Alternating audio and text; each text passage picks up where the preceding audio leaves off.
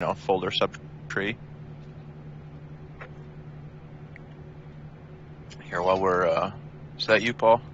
Is that you, Paul? That is me. All right, then I think we're about ready to start then.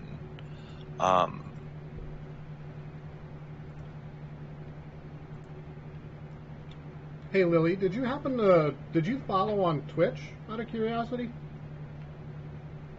Or just on Facebook? Yeah. I didn't follow on Facebook.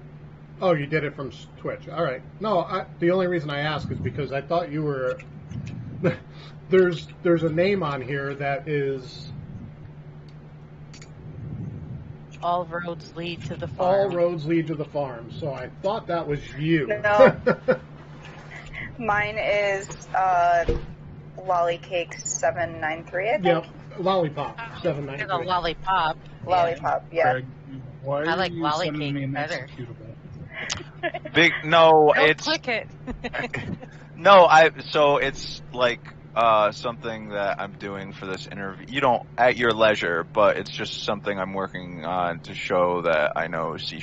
And one of the things that I learned in my previous career in Python is that it's oftentimes things won't work on different machines. So I had Paulie do it earlier on, and I'm just curious if it formats right. But anyways, like I say, that was just Windows protected your PC. Yeah. It gave me... Oh, you are here. Okay. Yeah. Yeah, I just saw your message. I'll be right coming in now. No, you're good, Let's Tor. You're go. good. That's good. It's actually perfect timing. I was just about to get this donkey show on the road.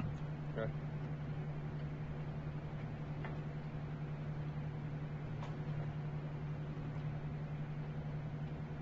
I don't see Rift or Craig. Oh, sorry. Probably because our internet sucks. I see everybody. I see dead people. I know I sound like a broken record, but we're all here. Please log into the stream and Oh, put I it in gotta the bring you background up. if you could, please. Yes, Daddy. That's I knew I was missing one of my fucking many tabs open. My many tabs. Many tabs. While we're waiting to get started, guys, feel free to be thinking about what you'll be doing to get started here. Right now, Rift is doing someone, and Conwin is has let me know what he's off to do. I'm talking to Obi-Wan. Oh, do you want to do an Obaya? What's up, Oh, yeah, Con? we'll do Obaya. I can wait. I may, depending on what I'm gonna figure out what everyone wants to do, and I'm probably not gonna have you up first. Well, you guys are up. You're on the above ground, and so certainly that makes long resting a lot easier. What's up, everybody? Nice I to don't see y'all. believe, if memory serves, I don't think long rest has happened yet, but of course that's something that's very easy to happen. Alivan, you need a minute or two, or? No, I'm in. All right, my man. Craig, somewhere between 20,000 and 22,224, it breaks. Yep, that's exactly where the integer changes to long. Like I said, I just it was like 4 hours of work today. I wanted to show literacy and adaptability and data fluency. So yeah, I need to change the long. The label of the graph, I need to change that. But the big thing, when I first gave it to Paul, it didn't format right because he's got a big monitor. So that I was curious but I think I fixed the monitor resolution. No, it worked fine on the monitor. Cool. Yeah, that was honestly, that was a big help. I appreciate the support. My friends, welcome to Wednesday Night D&D. Sorry we're a little bit late here. I'm thinking tonight will be a very streamlined and smooth campaign, though, so hopefully it won't even feel like we lost any time. If you will all remember, last week was a very big week. We completed level 3 in almost every possible sense of the word, with one glaring exception. So that means we found our secret Cheshire face hidden in the shadows. Our level completion bonus, as we've kind of come to know it. We did turn that in, getting a sweet item. We carried on, exploring the rest of the southern portions of the dungeon that we had missed. All in all, there wasn't much down there, unless I'm mistaken. We had already, the week previously, interacted with the depetrification statues in the little prison ward there. Going by, we did go back to Shun's encampment, looking to kind of see what was going on with the forces of Vectatal and Nadia's, who Conwyn had persuaded to go north, rendezvousing with the already decimated forces of Shun. When we went by there, we saw some forces of Vectatal, including 2 trolls, I believe 2 goblins, 2 bugbears, and a big old pile of bodies. We were able to ascertain that it seems very likely that Nadia and perhaps a few more escaped to where we can only assume to be Skullport, as that was their HQ. That was kind of the big story point, data point. Beyond that, we did manage to make it upwards and outside safely once more, wherein we now resume being safe and sound at the bar. Rift and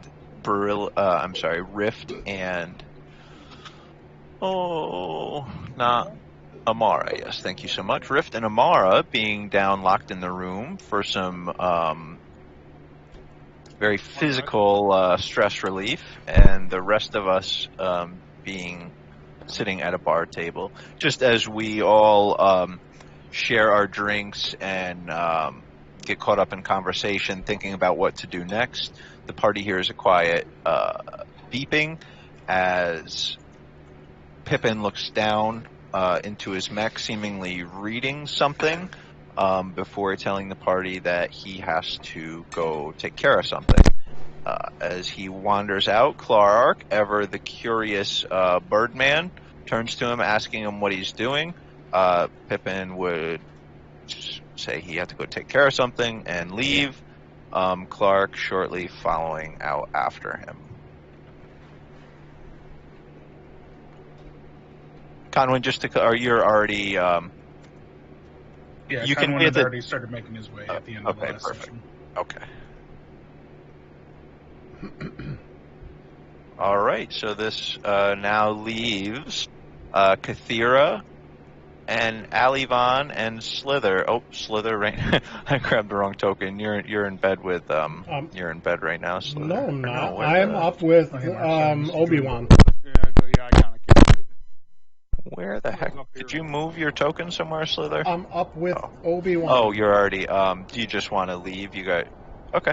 All right. So, and shortly thereafter, Slither got up from the table as well, wandering off to the kind of north center portion of the tavern, leaving Alivan and Kathira alone at the table. You guys doing anything? Talking about anything?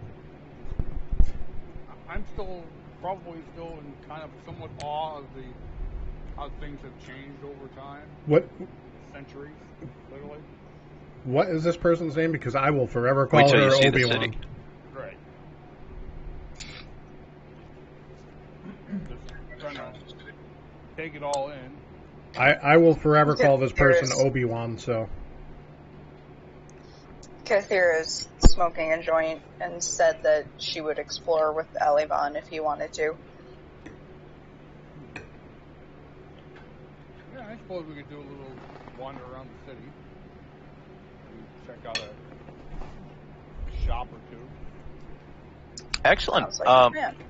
And it's a decent enough time to... Let me bring up my notes here. I do believe, if memory serves, right now we're close to noon. It is, for our purposes, we'll call it 12:30, 1 p.m. in the afternoon. So, you two finish up whatever meal you had in front of you and head out the front door, getting ready to do a big tour. If you all don't mind, let me do... oh, yeah, you guys can move yourselves out there. That's fine. We'll do Slither first. So, Slither, you move back up. You see that Obaya is still there in the head chair, the top of the table. She remains flanked by two humanoid-looking men, perhaps human. You don't see any immediately non-human features about them, but of course they remain totally clad in the heavy armor and cloaks that they have been the whole time, with a feminine-looking humanoid of some race in the western corner. You can give me a history or a intelligence check if you'd like to, if you're wondering about the race. I mean, history and intelligence is about the same thing. But I'll take it. Yeah, so you would recognize this as a Githyanki. Give me an intelligence roll. Okay. Isn't that what I just did? Before, I guess because your modifiers are the same, kind of, but just for flavor's sake. No, the first was just to say if you knew what the race was. The second was to see if you knew anything about the race. You don't know. You know the Githyanki are around these parts, extremely rare race, and there's very, very little known about them. Okay. Obaya sees you kind of approaching, and you notice both of the champions to either side of her move their hands from being folded and clasped in front of them to on their weapon hanging from the dominant side of their belt. Just out of character, she's going to be known as Obi-Wan because I am going to fuck up her name constantly, so... Obaya? No, I know, but you can correct me all you want, but I'm going to still call her Obi-Wan. So she sees you approaching, and she kind of looks up and to both sides and raises a palicating hand. Ah, Slither it was, right? Yes, Obi-Wan. Well met. You said you were from Chult as well, didn't you? I am. I was kind of wondering what part of Chult you hailed from. Then you know our customs, shithead. I meant Slither. Sorry, I forgot your name. It's okay, Obi-Wan. Sit, shithead. Please, let us drink. Thanks, Obi-Wan. Excellent. She pours you a cup. You notice both of the champions look like they're really, really not pleased with you. Take no offense. None taken. I am a woman of the cloth. Are you a cleric? You did say cloth, right? Yes, correct. You know her to be a priestess of Joaquin. That's not what I was thinking at all. She's a priestess on the cloth. Don't fuck with her. I know nothing of what's going on because I'm not. So, whereabouts in Chult do you hail from? I was from the northern Portlands. Going monastery to monastery and nunnery to nunnery. So the cleanest parts of Chult, basically. Well, we did do missionary work and charity work that would bring us to all the lowlands, the swamps and such. Did you see many of my kind in your travels there? I didn't hear that. I'm sorry. Did you see many of my kind in your travels there? Oh, yes, most definitely. I've even helped to hatch one or two of your broods. You've handled our eggs? And blessed those that made it through the first marks. Interesting. Do you have any questions for me? Oh, not many. As I said, I'm here mostly on a missive from my lord. Instead of asking, I pray for your safety every night and at each time we meet. Your group has already been most potent with your contributions. What brings you here? This is kind of a strange place for you to be at. Why, the Undermountain. It may not be known by everyone, but the legends are known far and wide. For hundreds of years, troves of treasures have been unearthed at this very spot, and countless people have lost their lives. Do you consider yourself an adventurer? Of course not. I am merely here in order to do my lord's bidding. And what is that? As I said before, we seek magic items. For what purpose? I ask not what my lord desires, what he wills for. Such is not my purpose. It is all the designs of Joaquin. So Praise the sun. Your lord has sent you here to gather magical whatnots, weapons, and such? Correct. Obi-Wan, that makes no sense to me, as you are a priestess of the cloth. Roll a, I think this is redundant, I believe we've done it before. Roll a history or religion, your choice, because I don't remember what we did before. Not my strong suit. My son, Joaquin is the god of trade and gold. Interesting. Those who barter, those whose hands do exchange gold and gems for anything else, praise Joaquin. Praise the sun. Well, Obi-Wan, as I said, well met. Would you like to share an ale? I have my tea. We of the sisterhood abstain from poison such as alcohol. But not Though I will weapons sell of it to destruction. you. Strange. Oh, no. I am a devout pacifist.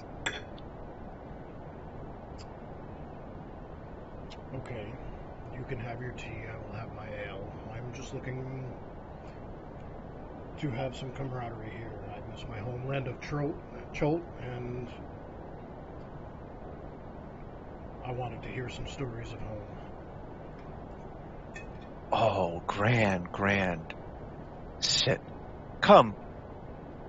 Greg, come, play the tune again. And you notice the Githyanki, who's in the western corner, gets up and stands up and comes over to the table, and he brings old out... Greg. It is.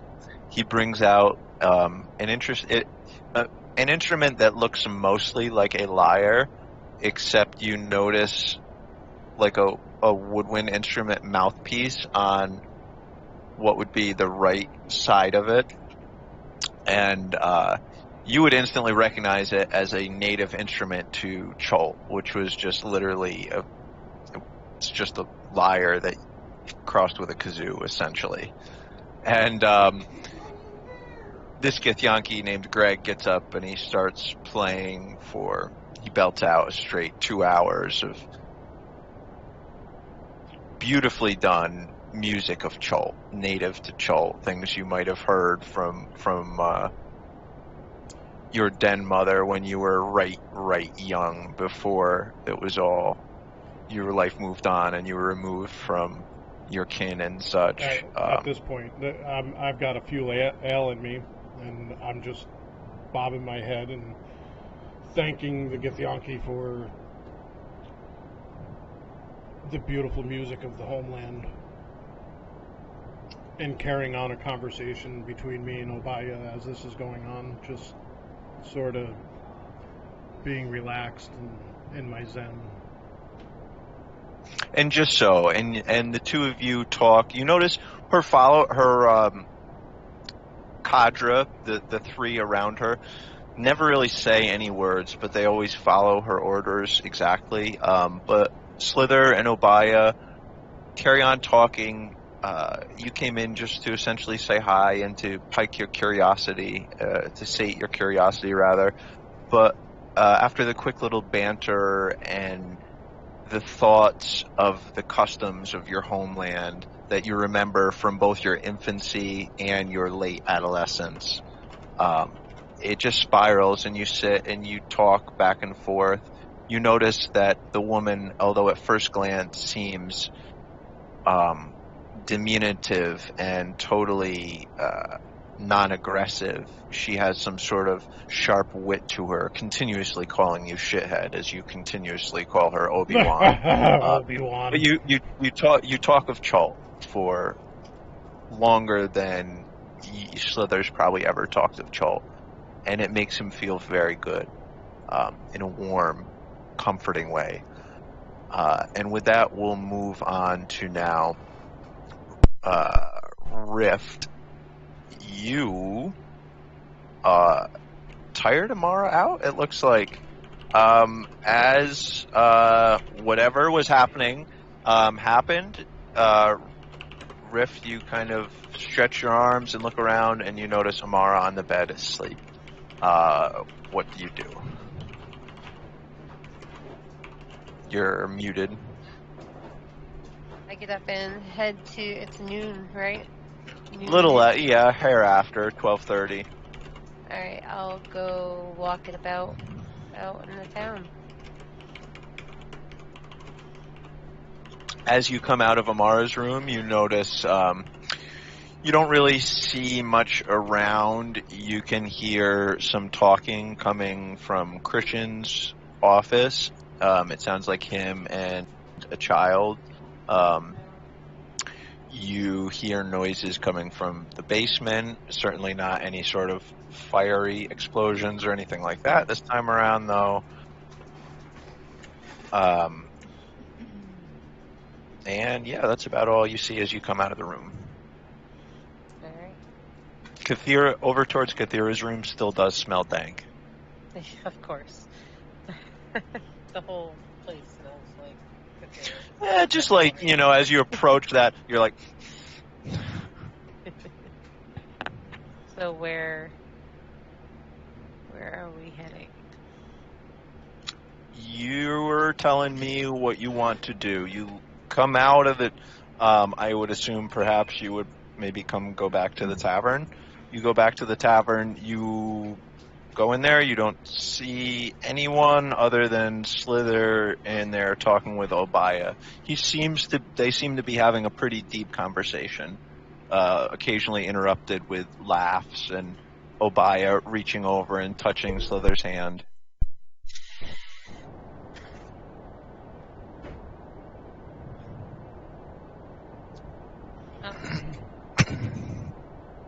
Where can I buy stuff? Any of the shops in town? Okay. Is there a magic shop? Yeah, there was several things like that. There was a general goods shop, there was a blacksmith shop, there was a scribe and miscellaneous shop, all the good stuff. Finest Magics, the Iron Horn, Slick Willie's House of Bargains, and Maggie's Miscellany and Scribe Services. Oh, we could do a Slick with Willie quest day. Okay. Slick Willie for another universal solvent? What's that, the magic shop? No, no magic at Slick Willie's. No. Is that what you want to do? You want to go shopping? Yeah. That's what I'm doing. So I'm shopping. Excellent. So you wander off towards the shops, and I wonder, Kyle told me how to do this, and I don't really remember. Mitch, do you know how to send players to different maps? If you drag from their nameplate under their webcam up to the appropriate map, it will bring them. Perfect. So you should be there. Crystal, at the bottom are the shop. Well, at the bottom are the known shops currently. Of course, there's Waterdeep's huge, so there's definitely going to be more. All right, but I'm just going to leave you there for a second. Shopping, you have the price PDF and all that stuff, I assume, right? Excellent. So you do your calculating. That is Rift accounted for.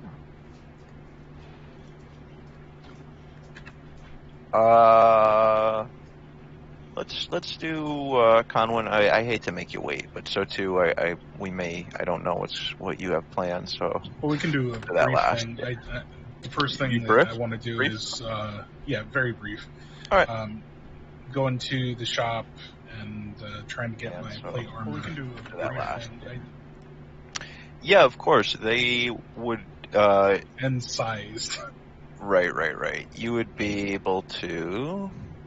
What is the name of that armor? You'd be able to go to the Iron Horn and talk to Bilius Bulger, who is kind of like the elf sales attendant. You see two dwarves working hard back in the forges. Upon hearing the request, he would tell.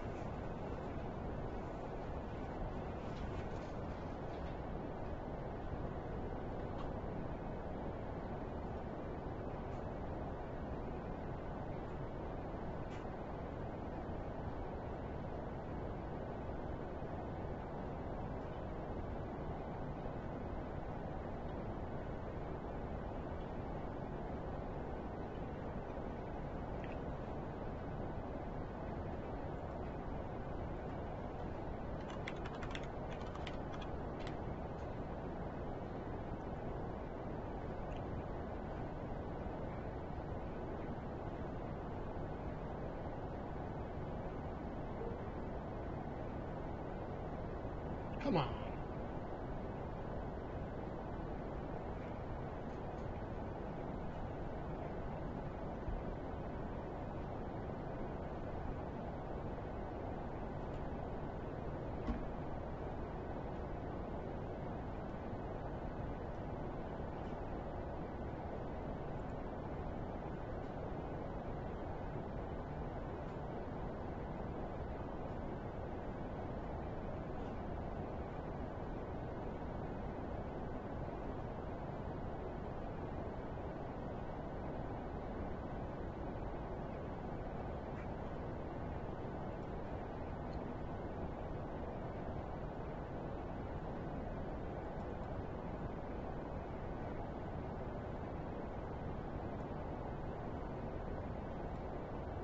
Spoken person, little browbeat. He reaches out with a hand to touch the plates as if to brush off some of the crud that's on it. And almost immediately upon doing so, he's, oh, wait a second. He grabs one from you. Oh, jeez. Oh, gosh. And he's like kind of with his hand and like wiping off and smudging at it. Oh, golly gosh. And he bites it with his teeth. This is some metal, my friend. Did you know that? This is like ancient dwarven ingot or something like that. Really, really old. It's terrible, but golly gosh. Dwarven wares. Oh no, this and he goes to hold out his hands if to like get the plates from you. Grabs the plates from you and he carries them over to the two dwarves in the back and oh, for like inspection by the dwarves, you mean? Yeah, he just wants to like kind of clear. Then, for inspection, I'd hand all of them over. So as the dwarves see Bilious Bulger walking over towards them, the one starts to raise up his hammer and the other goes to pick up some coal, and you see Bilious kind of like waving around the plates, and the dwarves look at it closely and they kind of do like a little huddle over him.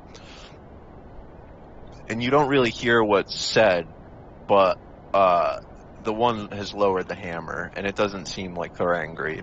And Bilious walks back over, and the dwarves kind of are just looking at Conwyn now, no longer working at the forge. Bilious says, yeah, Thurnier and Brumbeck have said for this quality of ore, even though of ingot, though it is ancient, they could do it for 150. They would add even extra padding for free. 150 sounds perfect. Excellent. Well, oh golly gosh, hold on, I forgot my quill. And Bilious goes back over towards the forge. And you see Brumbeck and Thurnier do the same song and dance, throwing coal and waving the hammer. And Bilious picks up his quill and he runs back over. Oh, golly gosh. All right, here, please sign this receipt, please, sir.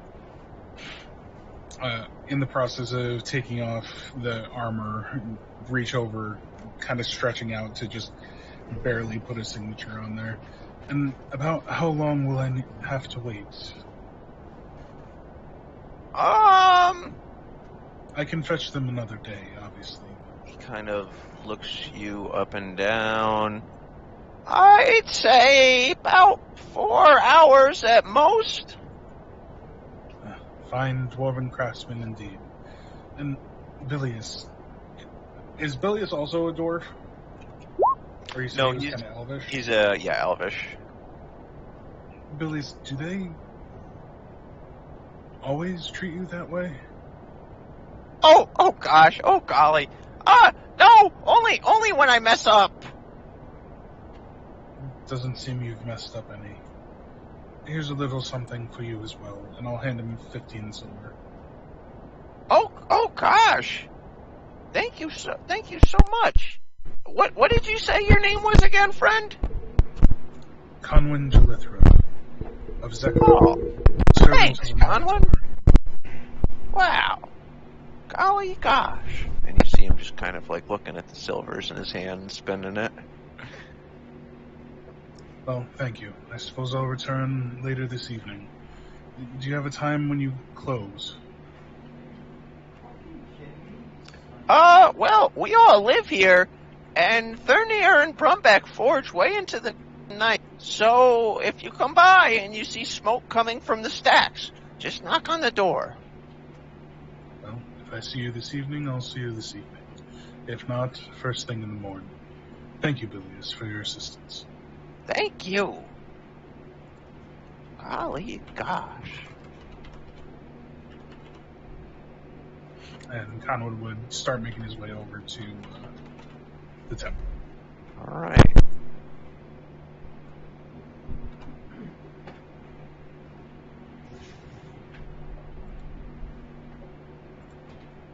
With that, I'm going to bounce from you, Conwyn, to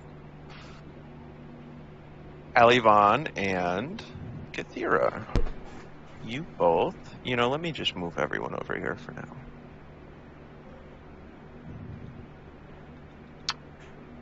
You both go to see the town. Alivon, as you leave the tavern, you're immediately assaulted by the juxtaposition of the area around you. It's not that you're unfamiliar to a big city. Even thousands of years ago, there was big cities, perhaps not as big as the current city. But what's freaking you out is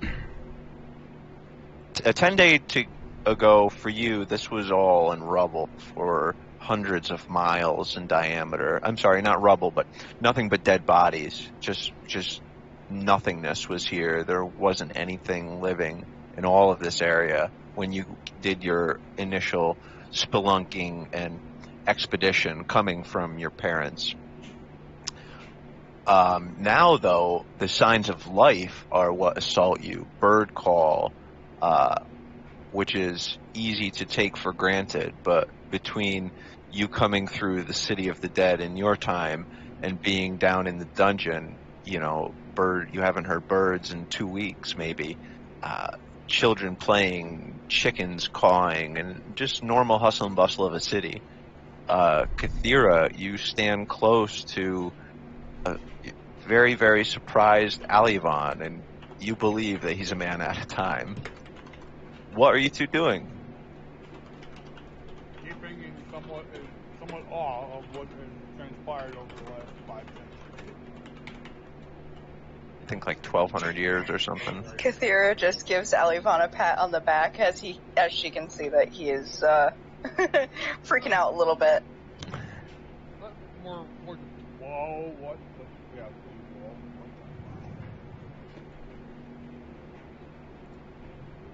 Oh. I don't need anything as far as shopping, so... I'm not even sure where I would go. I'm trying to figure out, because I know I don't... I mean, I have stuff I can... To be honest, I do have... Oh, actually, Mark, I guess I suppose I've never given... I don't think you were here for my spiel on selling or anything like that. So, I don't use any set... I don't contract myself to any prices that are on any lists. However, what I just posted there... I think I've got the copy of the... Yeah, I follow that very, very, very closely. It's just sometimes I disagree with some things, so I just, let everyone, keep that in mind or whatever. The other thing on this map that I have everyone at, down at the bottom, there's 4 or 5 locations, and there's some little text there underneath. Right. Faerun's Finest Magics, the Iron Horn, which is like a blacksmith, Slick Willie's House of Bargains, formerly Slick Williard's House of Bargains. Mm-hmm. That's a general store. Mage's Miscellany and Scribe Services. I'm sorry? What map are we supposed to actually be looking at here? Right now, I believe everyone is on the Waterdeep map, correct? Okay. I wasn't sure if way at the bottom. Yeah, I just added on, all the way at the bottom of the Waterdeep map, or where the shops are. Oh. Okay. I was just kind of taking advantage of map real estate here, just chucking it all together. Okay, Kathira, would you walk Alivon around anywheres, or what was the intent in bringing him out?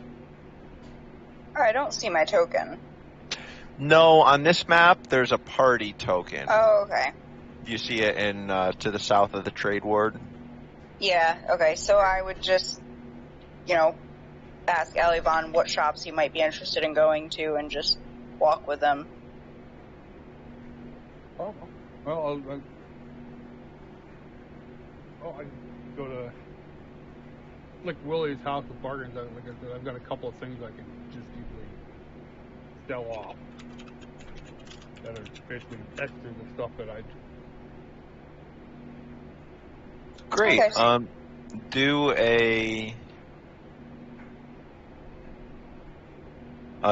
a D10 roll for me, please.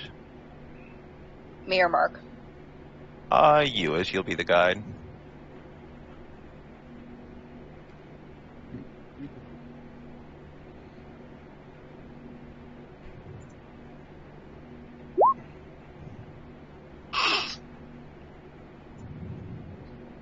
Okay, you make it there unmolested. You also don't see any of the awesome things of Waterdeep. So you gotta guys meet this Slick Willie guy. He's just awesome. You wouldn't believe him, and he's over this way, and we gotta go see him right now. Now. Well, what do you want to do? Any shot? What do you need, Mark? Where do you got to go to? Well, Willie's is good because I've got an extra set of leather armor that I can get. Perfect. Can one of you guys move the party token down to Slick Willie's? It's already there. Oh, beautiful.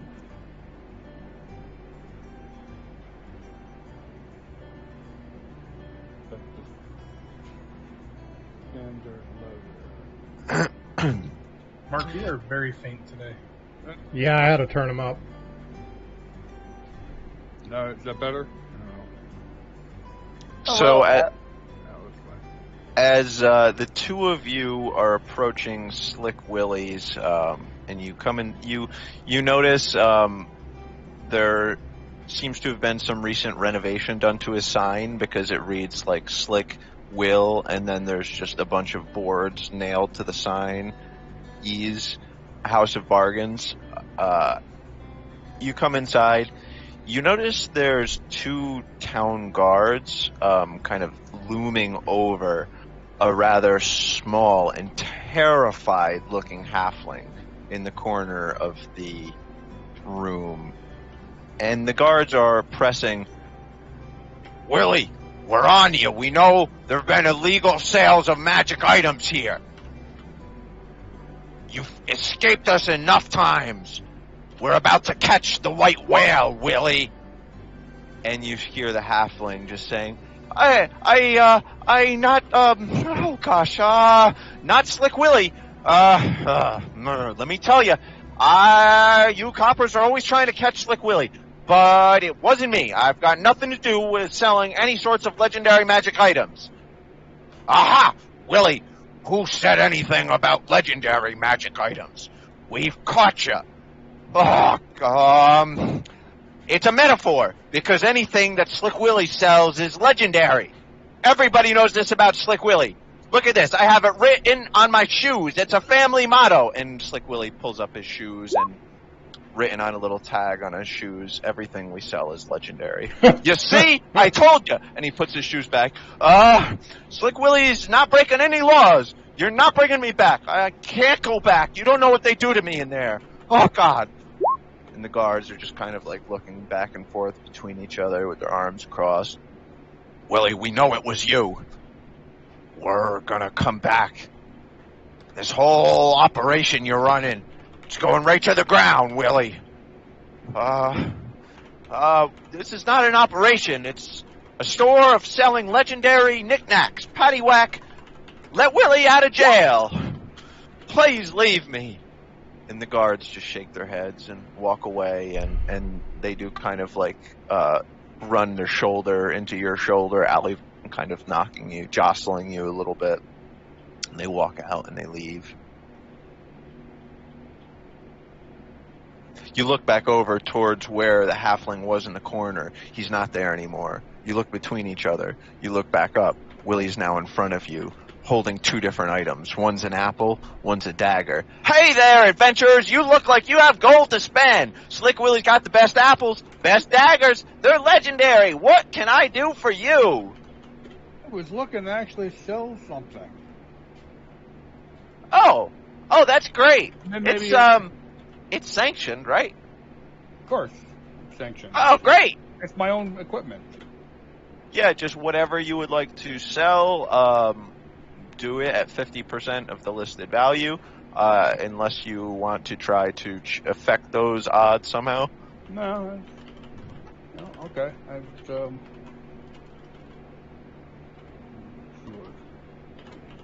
Calling him over the head, Rift.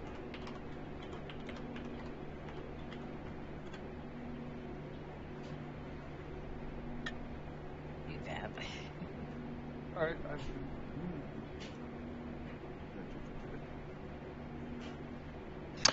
They moved. No, I just deleted. That was the wrong rift, I think, because it shouldn't have had the numbering on your.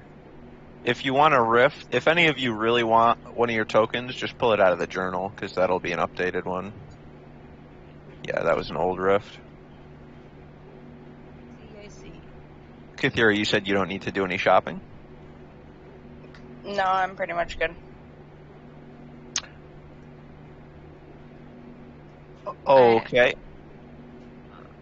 What's up, Rift? Oh no,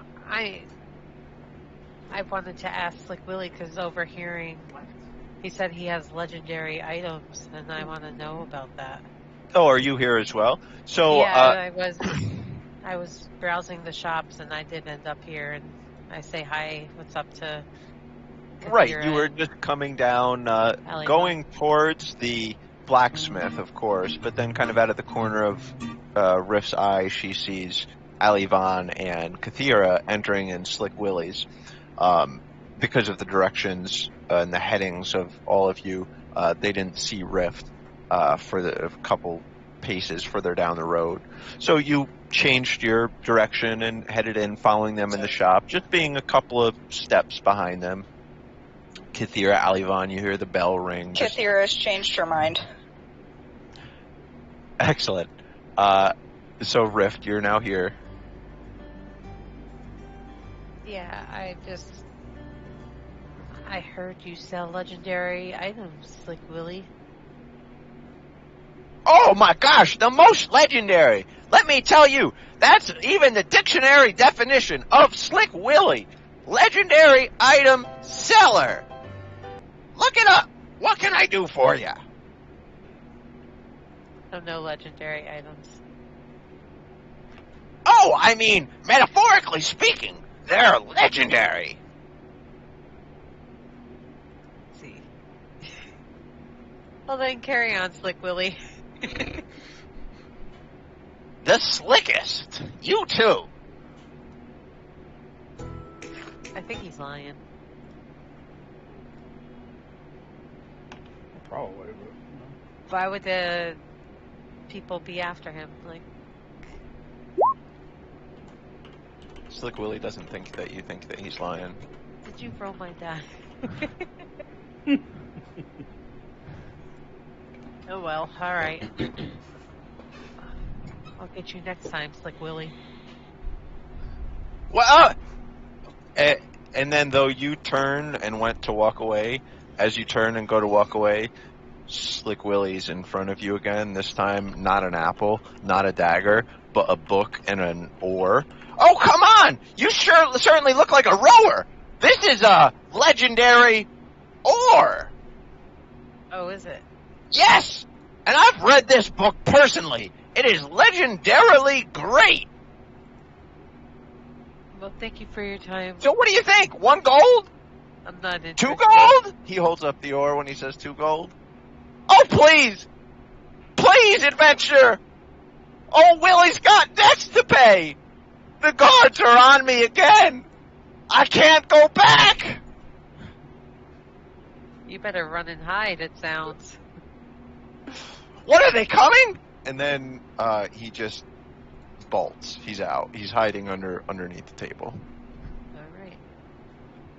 My damn thing's missing again. That's weird. Anyway, yeah. Okay, I'm done. I'm going to buy a bag of cow chops from him. He brings you out a little, looking like a coin bag. He says, "Here you are, friend. This bag of caltrops is legendary." Of course they are. I'm gonna ask if he would have a bag of tricks.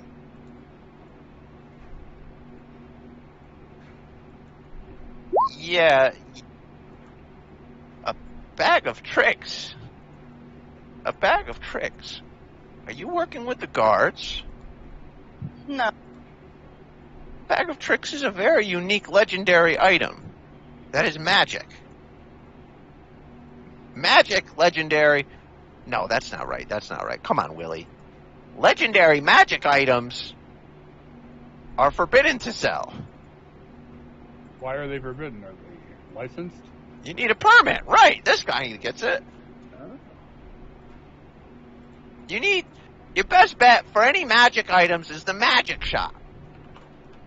Slick Willie's just got legendary items for sale. Winking at you. Of course, Willie. We understand, don't we? Of course. Hey, as you're going, just a reminder, even the magic shop might have some problems with the bag of tricks. If memory serves, that's one of those legendary magic items that involves sentient creatures, huh? Yeah, that's quite a hard permit on those. Well, I'll check it out. All right, good luck. And remember, Slick Willie has the legendary items.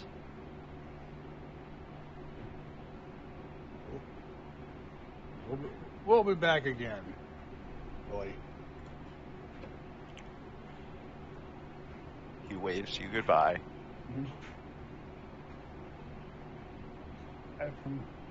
Slick Willie can't catch no breaks. I step outside. I There, you know, you guys don't know this, but when I get bored, my mind sometimes goes to Willie, and like there have been like two or three events in his life since the last time you guys checked in with him. As usual with Craig, his mind goes to his Willie. Right. You guys kind of already interacted with the most interesting shopkeeps, so we're going to do your any remaining shopping off screen. If anything that you want to buy, just type it in chat.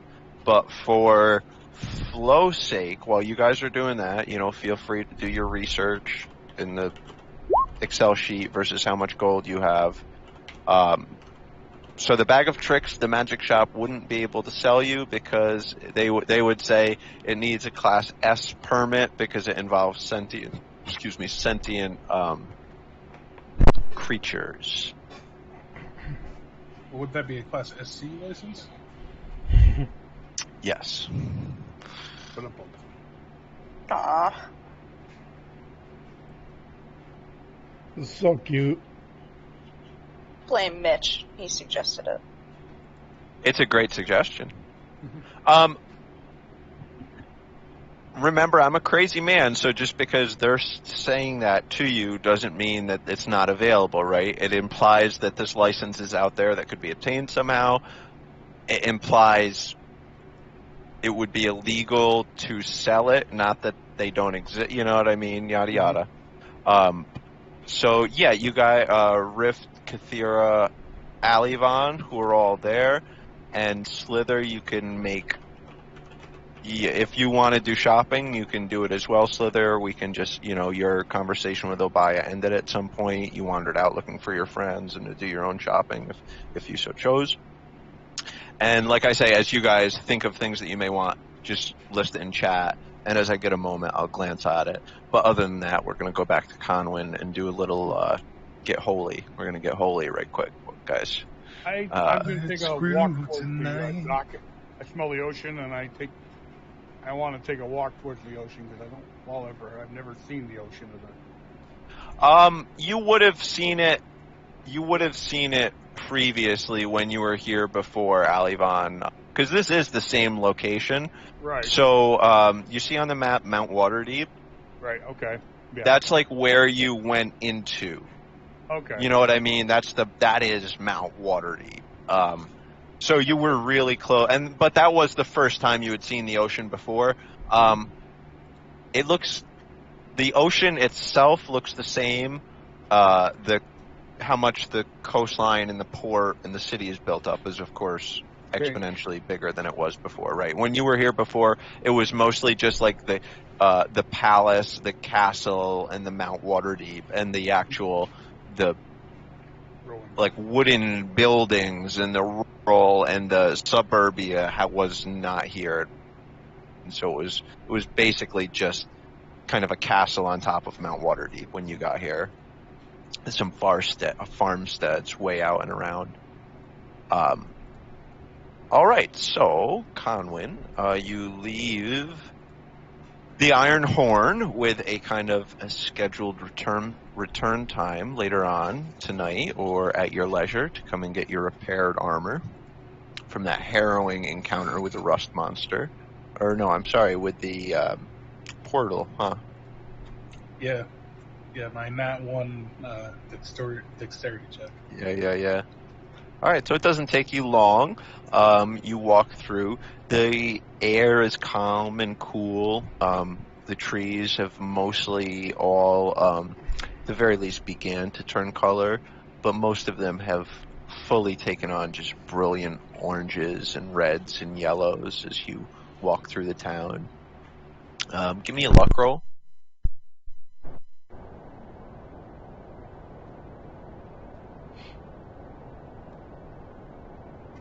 Love it.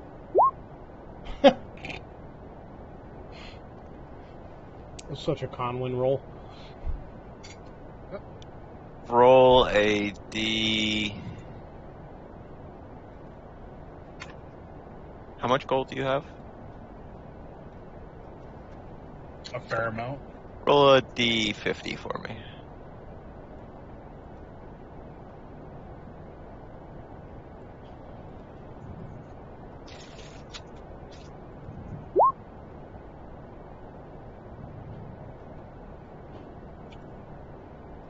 It just, if you notice a change in your character sheet, it was done by me and it was done on purpose.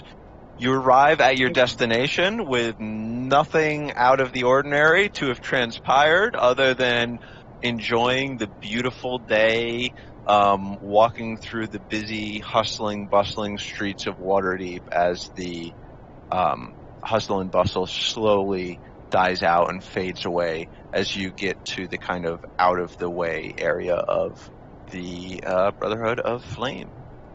Shield on my back, flail strapped at my side. The only thing ready for use is my dagger, and in plain old clothes and a robe. Very unusual for Conwyn, I would assume. To be out of armor? Not really. He's not on duty right now. Excellent. But approaching the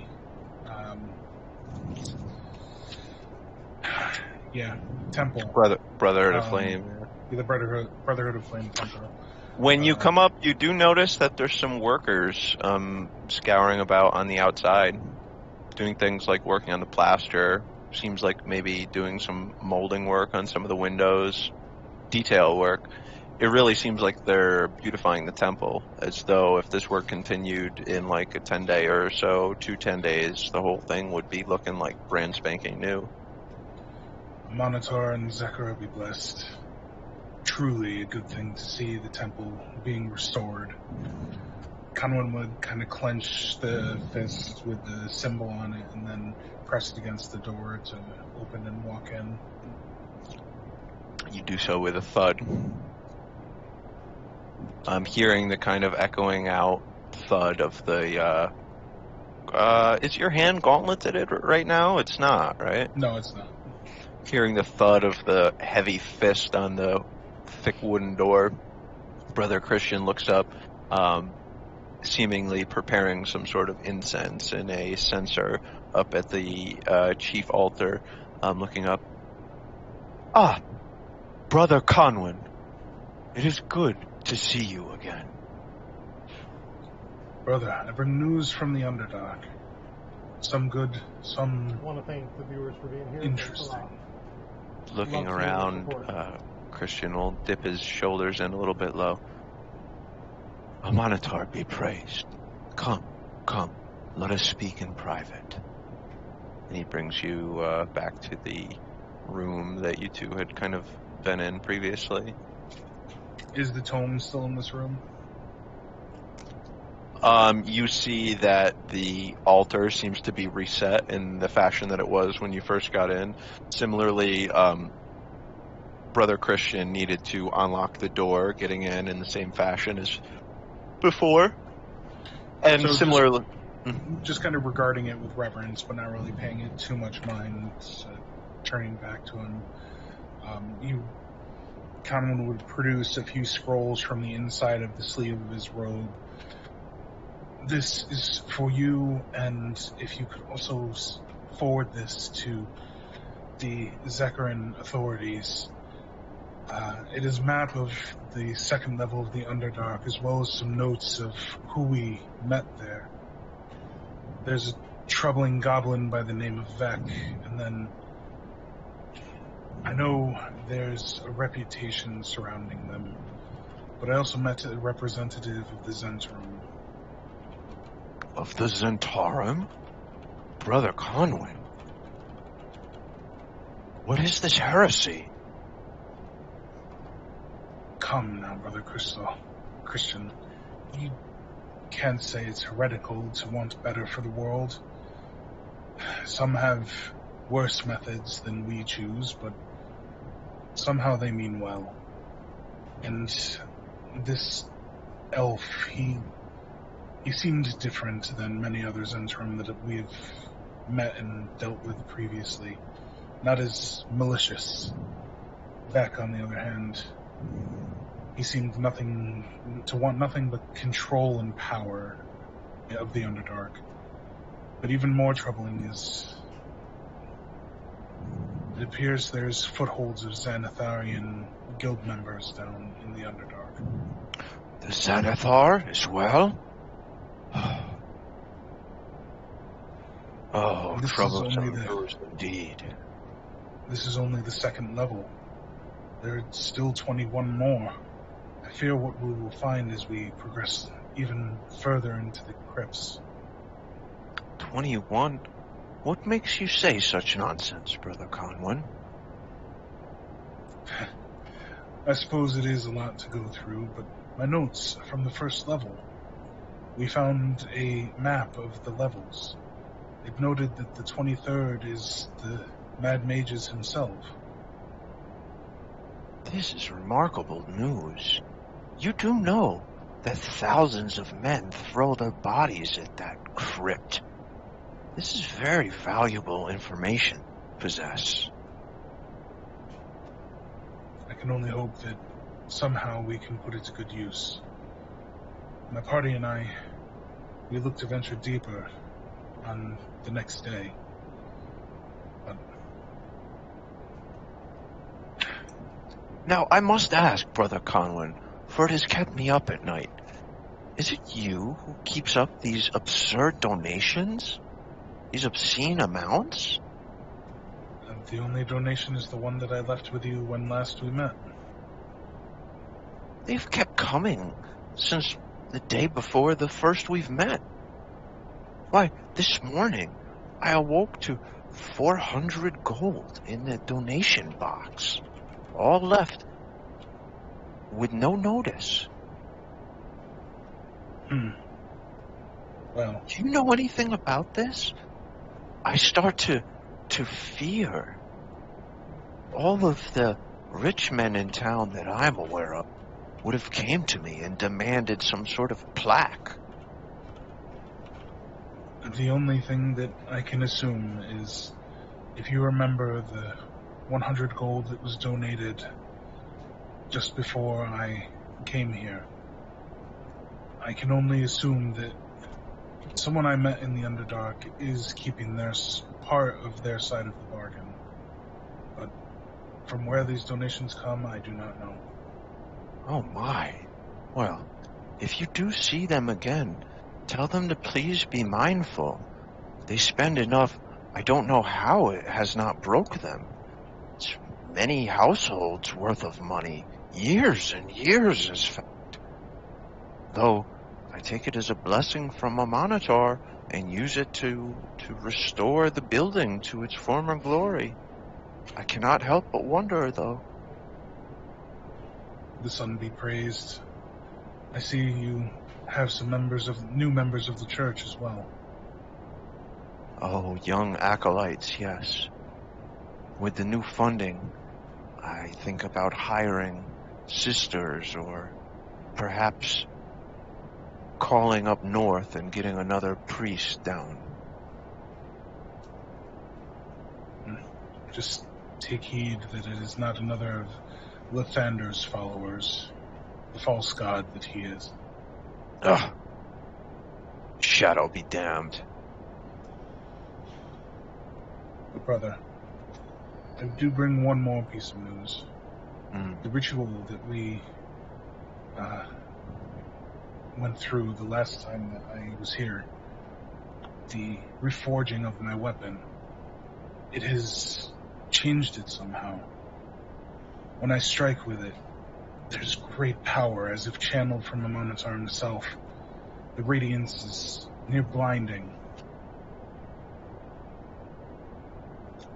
Yes, Brother Conwyn, I suspected something was channeling divine powers. I truly believe this to be an artifact of a Minotaur. Furthermore, I have studied it in the past several days since we met last. I know not yet for sure, but I begin to think there is yet another code within the first code that we studied. I may be mistaken. It may be too many long nights poring over scripture, eroding these eyes of mine. But just maybe, if you keep coming back, I may have some good news on this ritual. Well, every time we return topside, I will be sure to come and bask in the Minotaur's glory here.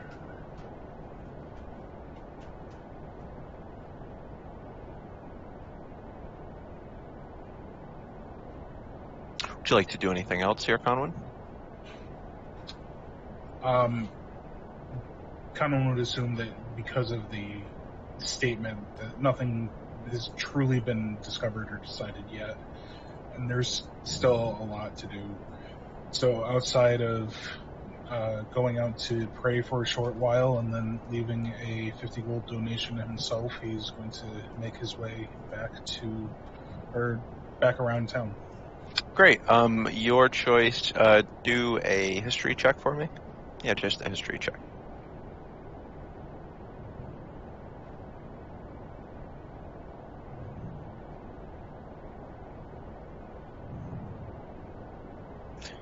You do notice that you're missing some gold. Well, I suppose it's to be expected in these cities. Never can be rid of the thieves. I can feel the mark glowing on my hand. Right, yeah, just so. Burning with some radiance. Seemingly pleased with your damnation of thieves. And with that, friends, maybe it might be a little bit early, so you'll have to forgive me if that's the case, but let's take our first break here, and let's do our long break here. So let's have a 10-minute here. We'll rejoin here at like 5 after 7. I reckon so. Conwyn, it's a lot of gold, 400 gold. It's no more or less than anybody else has. No, I'm not talking about your gold. I'm talking about, I mean, I'm sure you have a good guess where it came from. The Pottery of Halaster? Yeah, my friend. I mean, the party as a whole made a very compelling argument. All right.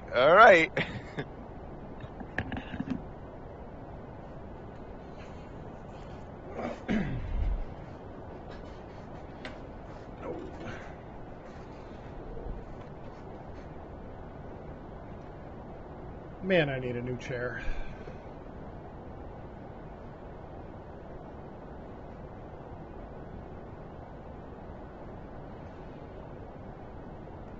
Well, while we're on break, I just supporting me on the stream, just even viewing. If you like what you see, follow. If not, that's cool too. But yeah, thanks for being here.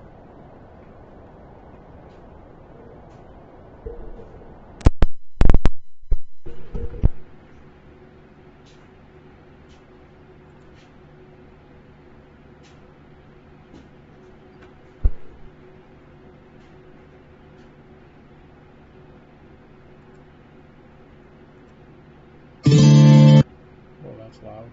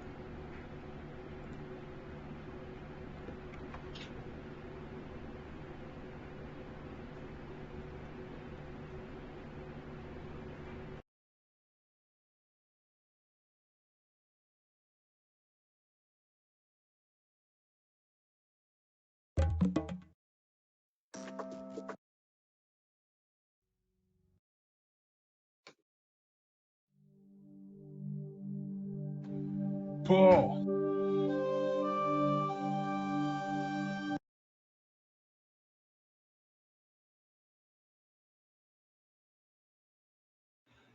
Oh, hi. Hi.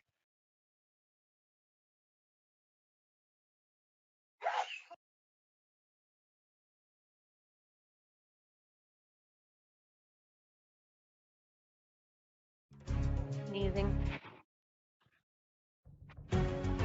Aw, your Streamlad bot timed me out. Oh.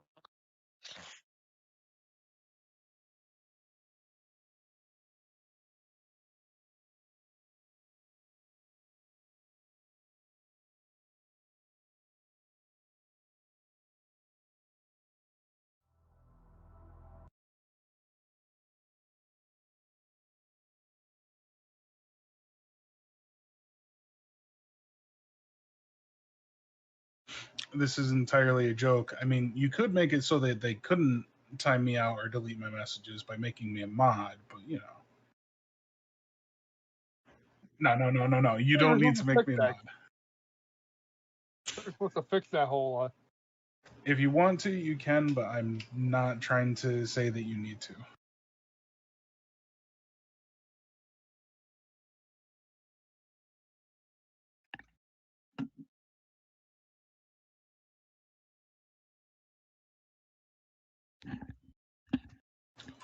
Greenie 420s. I wonder what that person likes.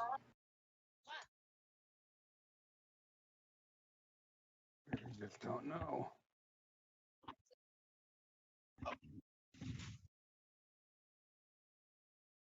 Me.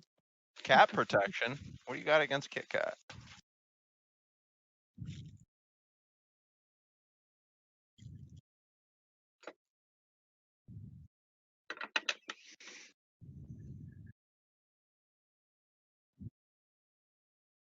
My original gaming name was Green Monkey. It was really weird.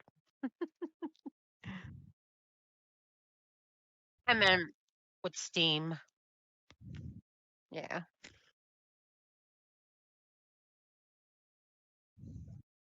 Mine's always been Faradina. Maybe it's my display, but for some reason, Paul, your stream comes through extremely washed out, like your white balance is set super high. It comes in the same way on mine too.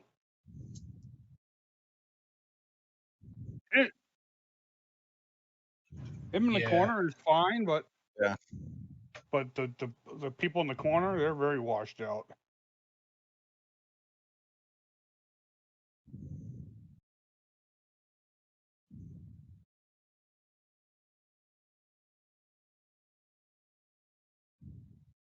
Everything else, the colors are fine, but then or just the way. But anywhere there's white, like just pixels in general, those are like super vibrant. So I think it's your gamma.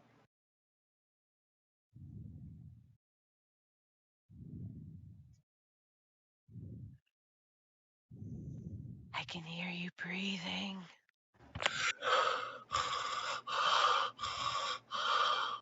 It's the sound of life.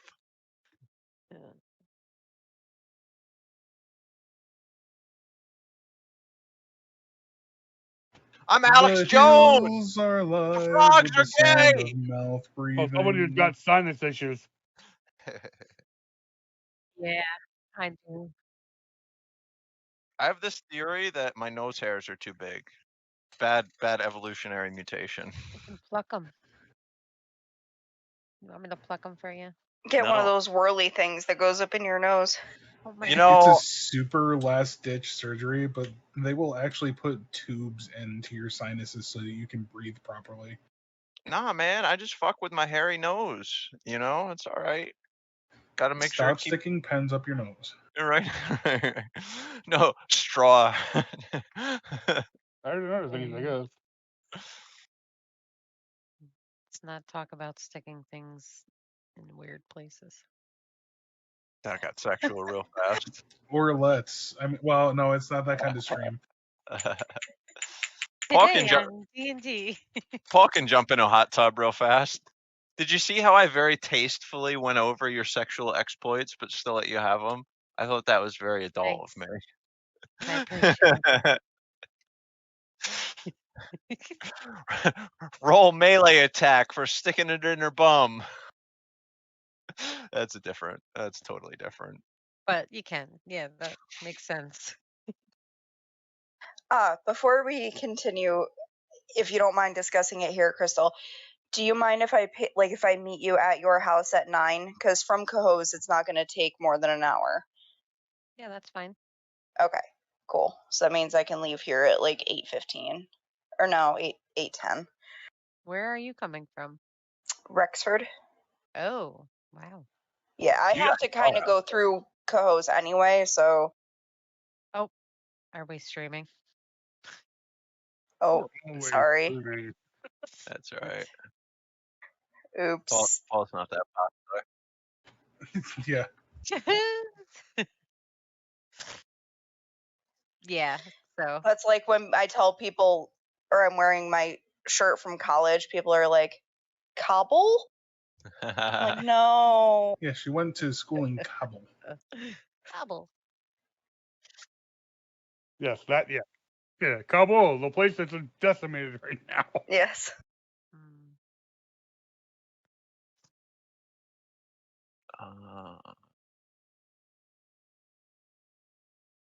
That's all right. I don't think anybody wants to stalk me anyway, so that's good. I want to stalk the shit Craig out. does. Yeah, fuck Yeah, but I'm he your already number does. one fan. That doesn't count. He already Well, stalked. he did. You underestimate me. Lily does. You want to stalk yourself, so I mean, come on. Hey, we totally invite everybody to get on Rocket League now. Oh, I thought you were gonna say invite everybody to get on Crystal's titties. It's a party on those tits. That would Pablo. Christ. Paul is so ready to dip out right now. Gotta remember Rocket League. It's free to play. And look, Paul and I just got on it today. All right, we resume. Yes. The party, after some wandering around and different stages, meet back at the tavern. So you guys are back up there in that booth. Oh, it uses the Epic Games launcher. Yeah. You can't get it on Steam anymore. League, that dodgeball game? Yeah. It's soccer. No, it's soccer with It's cars. soccer with cars. Oh, okay. You can blow cars up and. It's actually like the most fun sports game I've played since I was a kid. Okay. Yeah, it's pretty fun. Oh, Kathira stopped for a smoke break. Kathira, it was good. You're zooted right now. Me or Kathira? Or I'm sorry, Kathira. What did I say, Lily? Both. Slither, where are? Still a little washed out in all the white.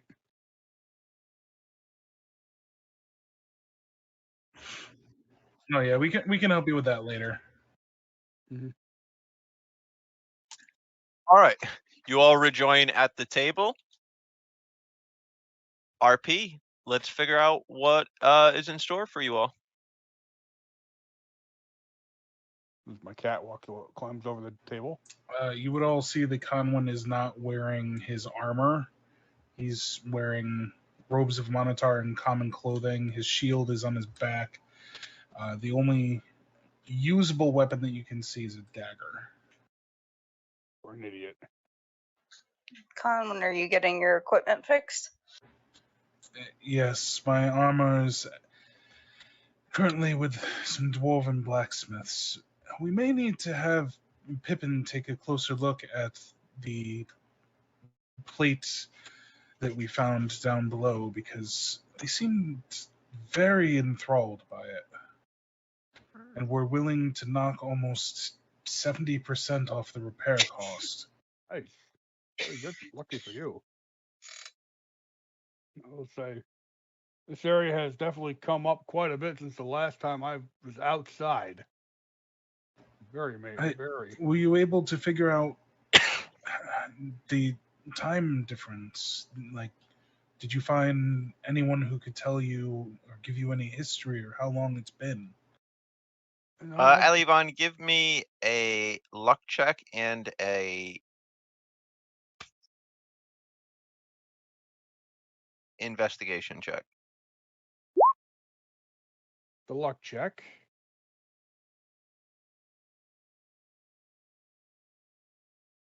Jesus. Yeah, not. Long time. Gotta be a long time. It has been a long time since I went down into the dungeons. A long time indeed. Has anyone heard from Pippin and Clark? No.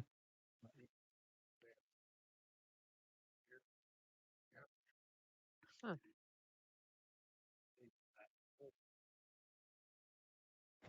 And Rift, I saw you and Amara going somewhere. You didn't hurt her, did you? No, she's passed out in her room. We did some acrobatics in the Is that tub. what the young people call it these days? Oh, and you see Conwin blushing very heavily. I was trying to be nice. Mm-hmm.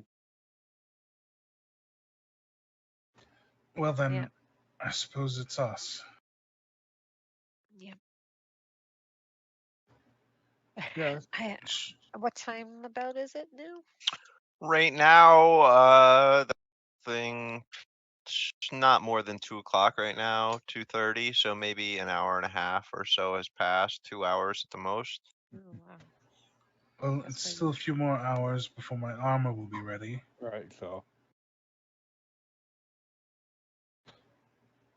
basically taking.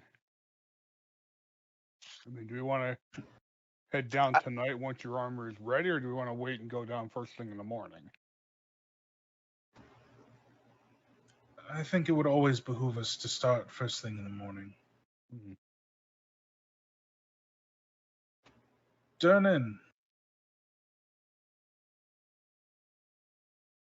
Did we lose our DM? Did we lose Craig? No, it's just, and I don't know why I'm doing it, but I keep hitting my push to talk button, even though I'm not on push to talk right now, so that fucks me up. Oi! What do you need? could we get a round of some meat pies and drinks for the table? And perhaps could you tell us if there's anyone that's in need of help? Something we could take care of while we wait to continue our adventure tomorrow. Aye, 1 gold. Conwyn will front the bill. Aye. Thank you, And Conwyn. Thank you, brother. you see him turn around and reach over a pass and communicate the order. Not more than 5 more minutes. Your order's presented in front of you. You see, a minute or two after you place the order, Durnan kind of disappears into the back for a second.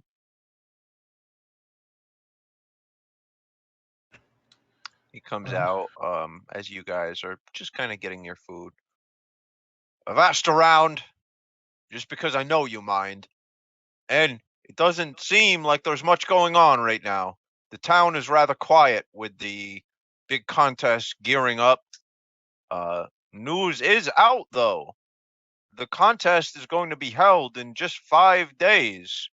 I think that's a big part of it.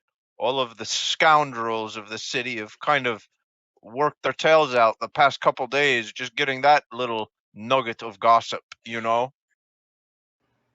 Contest? Do you mean a tournament? Aye, just so. Oh, exciting. Rift is excited, and she wants to make sure we're going to be here in 5 days. I think whole we purpose can of- make sure that happens, Rift. Yeah. Nice. Tournament? What kind of tournament? Well, Durnan, we appreciate you asking around, and Conwyn will toss another 5 silver his way. Aye.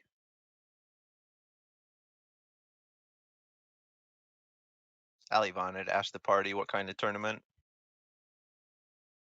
Oh, it's fighting. Oh, geez. What the heck are they? Gladiatorial. Yeah, gladiator Gladiator- fighting. Yes. We'll have those. Sorry. And that is no wonder you're me. excited. Rick. Yes. Makes Yep. sense. That's the whole purpose I came here, and that's when I got that strange dream to meet here and meet all of you. Oh. So, I hope you'll come and watch when I fight. of course. You already see me fight anyway. Right. We know you're going to basically kick ass, take names. Well, what if one of us wanted to participate as well? Rift would know, and perhaps she would Yeah. tell the party. There was group combat as well. Yep. There was, and I forgot to tell you guys.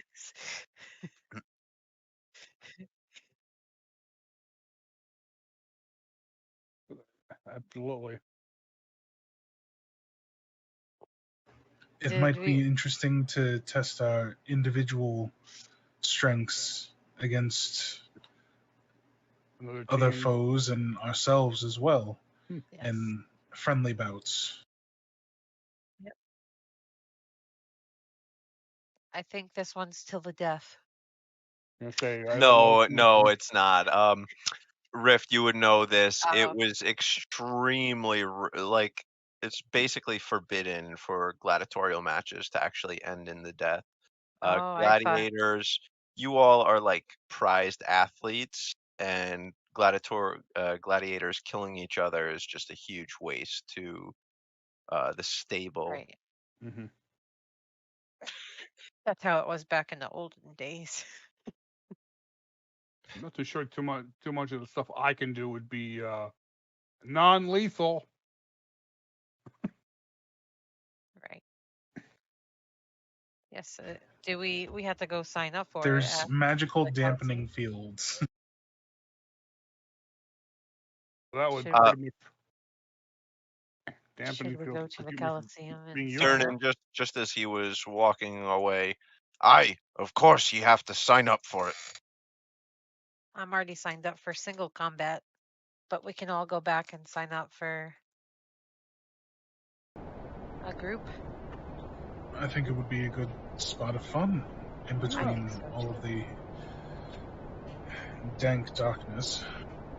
And who knows where we'll be at in 5 days. We'll be even tougher. We'll be back here ready to fight. That's right. We will Even be. more. I believe we're ready to fight now. So we just go to the Coliseum then? Is that what the group would like to do? Yes, why not? I was going to say, where do we go to sign up for this? All right. So Rift already knows the spot, and she will bring you all there. So we're back on Waterdeep. If you all look and Everyone hold your coin purses close. There are thieves about. Alihivan, I don't know if you got the spiel on this screen too much. The map on the right is basic. I should probably get rid of it, but I think it's way prettier than the map on the left. The map on the left is way easier to understand insofar as how the information is presented. Conwyn, replace Conwyn with the party token for me, please. Fields of Triumph is where we're Yes, correct. Just Fields. as Rift says, if everyone looks on the left Waterdeep map, up in the top left, the Fields of Triumph. Beautiful. Yeah, I want to keep it this way, Conwyn, just because for clutter and redundancy sake, you know what I mean, on these maps. So it takes us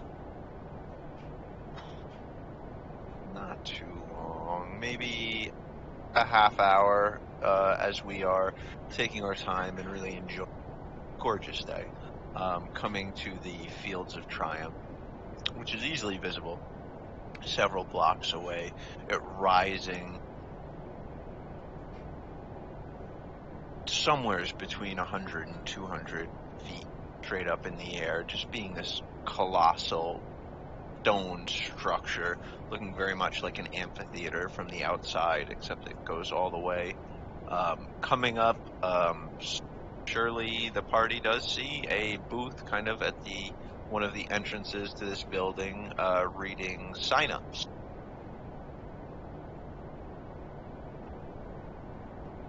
Are we going to say we're a bunch of boobs? Are we going to sign up together, or are we going to do this separately? We could refine it a little bit. A band of breasts may be better. A band abreast. Abreast of each other. A banded breast? A bonded No. breast. Bonded breasts. There we go. Bonded Oh, band. there we go. A bonded breast. A band of breasts. Band is a breast. Kathira? A bonded band of breasts. For the most sensual of all the propositions. A bonded band of Only breasts. to be outdone I by like that. A bonded band of born breasts? A bonded band of bouncy breasts? Hey, But I'm Oh dear. keep this up for a half hour, you get a bestseller erotica. my. 45 minutes and you get a cheapo movie out of it, too. All right, my Yeah, my friend. I might I watch believe it. there's red wine. We can Maida fill in the group name afterwards. So you guys just have to figure out if you want to sign up as a group, and if each of you want to sign up individually. Rift, you are already enrolled in this for the individual combat. Yes. I Who's think, I think it running would be the fun show? to do group. I think think What's I- up, Kathira? I would only work well with the group, I think. I don't know if I could survive on my own. I think we should try this as a group at first. It cut out. I think we should try this as a group at first. Kathira, what did you say previously? I said I think it would be fun to do as a group. Excellent. Does anyone want to do it solo, other than Rift? Conwyn is interested in doing it solo. For the What- physicality and the ability to kind of spread the word of the kingdom of Zekula. walking up to the kind of sign-up stand, the party sees a really muscular and hugely tall orc, bald-headed with one ear that has a good chunk taken out of it and a big kind of slash mark over one of his eyes that's half-lidded, his right eye. He looks up at you. He says, "Oi, what do you want?" We're here to sign up for the gladiatorial event.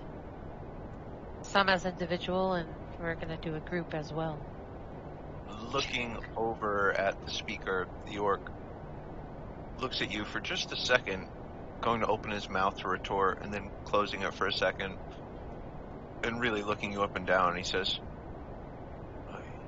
"You're a rift, aren't you?" Yes, I am. Holy stars. I watched your father in the first match I ever saw. What an honored day. Anyways, you're surely in here already, aren't you? Yes, but my companions here wish to fight as well. Oh, are they nearly as good as you? If not better. Oh, holy stars. This will be a tournament. All right then. It'll be 10 gold for each for your individual statements, and then if you all want to do as a team, it'll be 10 gold per person for the whole team. Oh. Conlon reaches into his coin purse and happily pulls out the 20 total needed. I chip in my 10 gold. If anybody needs I help, give my I 10. will be more than happy to chip it in. And in my 10? Yep, since we're doing this later on, you guys just do your thing. Take off 10 gold for the group and an additional 10 gold if you would like to do the single. You don't even need to tell me right now. We'll get back to this whenever it comes up in regards to the timeline of what's happening. I'm excited. Does the organizer have a name? Or, sorry, what is your name, sir? I go by Manxum the Great. Manxum. Did you call me handsome? Yes, you did. It may be my Sorry about that. Manxum. We're adventuring in the Underdark until the tournaments, but we need to pass a little time until we set out again tomorrow morning. Have you heard any squibblings or whispers of people who might need assistance? We've been busy here setting everything up, so I haven't heard much around the town. Rift, give me your choice. Well, no, give me an athletics check, Rift, and don't fuck this one up. Oh, no pressure. Just a normal roll? Or intimidation, your choice. Athletics or intimidation. But yes, just a normal Hold on, roll. what is my... No, my athletics is probably the better. Oh, I wrote it at disadvantage, but whatever. Damn it. What one counts? I mean the first one, because you don't have advantage. No, I can't say that much is going on around here. We're just working on getting a few beasts caged up in the back.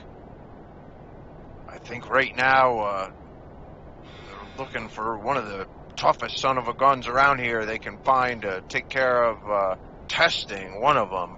But we'll figure that out later. The boys are in the back looking for it. For now, you all should just go and rest or something. Keep doing what you're doing. We'll be here, ready to open in 5 days. And we will see you in 5 days. Thank you, Max. Yes, sir. Stop calling me handsome. Okay, ugly. Again, it's the teeth. Manxum. Rift winks at Manxum. He does blush. Oh yeah.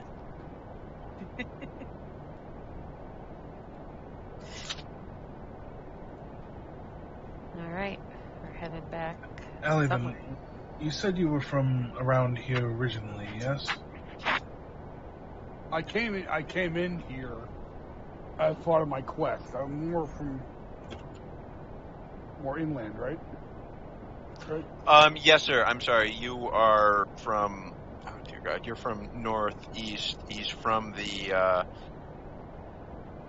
He's on the border of Netheril and Ilafarn, which is essentially identical. If you look at the map we're used to of Faerun, the bulk of that was the Ilafarn Empire, and then right up in the northeast, there's kind of cut off where that's where like the Netherese are from, and then where Netheril is. Well, I know there are considerable ancient ruins in the City of the Dead. Maybe there might be something you recognize from there. Do a history check, everyone other than Alivan. I mean, Alivan, you can do a history check too, just yours has a different context to it. I mean, 17's probably probably enough. Rift, you would actually know this. Maybe it has something enough to do with stones that it was up your alley. And Conwyn, you would kind of know this too. In previous discussions, we had I think Clark actually ascertained the rough time frame of when Alivan was from, and it was like 1,200 years ago or so, something to that effect. We'll say 1,200 plus or minus 300, and that's where we determine Alivan was from.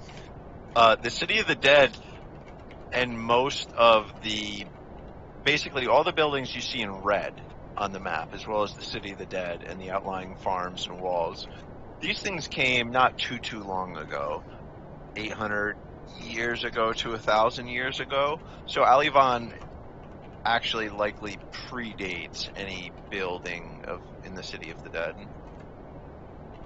As was said to Alivan, and he would in character reiterate, when he got here, it was basically just Mount Waterdeep and like Waterdeep Castle and the Palace, these kind of big original stone structures that were on the mountain.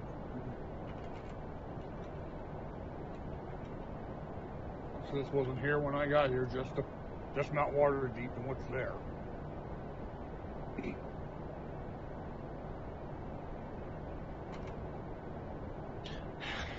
I went into the castle, not Waterdeep. Well, I suppose we could just wait until the next morning.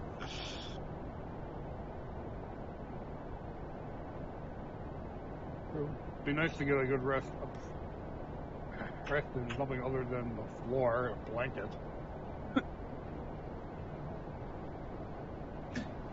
There's a mark for a sketchy bar down here. Yeah, there was a God, I think it was Pippin got lost. He was trying to find the tavern and he couldn't find it, no, it wasn't Pippin, it might have been Slither. There was some jerk outside who just kept spitting on the ground. It was just a dirty bar. I think it was Slither. I don't recall that. It was on day one. I remember you doing that. Yeah, I'm curious why it would be Pippin, because Pippin, I definitely would have given him advantage, because like he's from here, but maybe, who knows? It was somebody, yeah. Somebody got lost. They couldn't find the tavern. They found that sketchy ass place, and then they eventually found their way. Wow. Okay.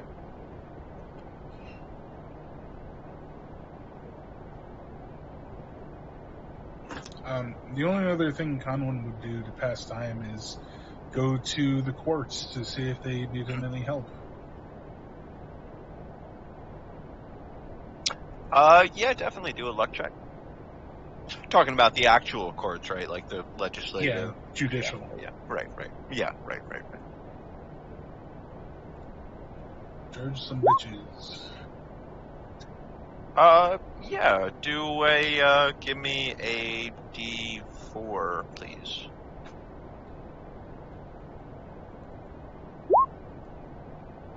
Yeah, great. You actually you come in, and just as you're coming in, you see a man with gauntlets on and pauldrons and some sort of stylized robe, kind of running out, clutching at his stomach, looking very pale and kind of sweating.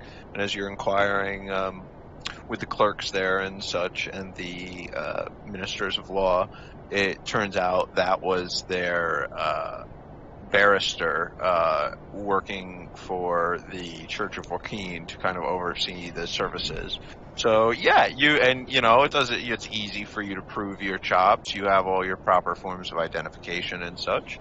So yeah, you get to work the evening being as a barrister for some cases, overseeing them. You get paid 4 gold for doing so. Always happy to help with toll justice in the name of the Monitor. Hi, thank you so much, kind stranger.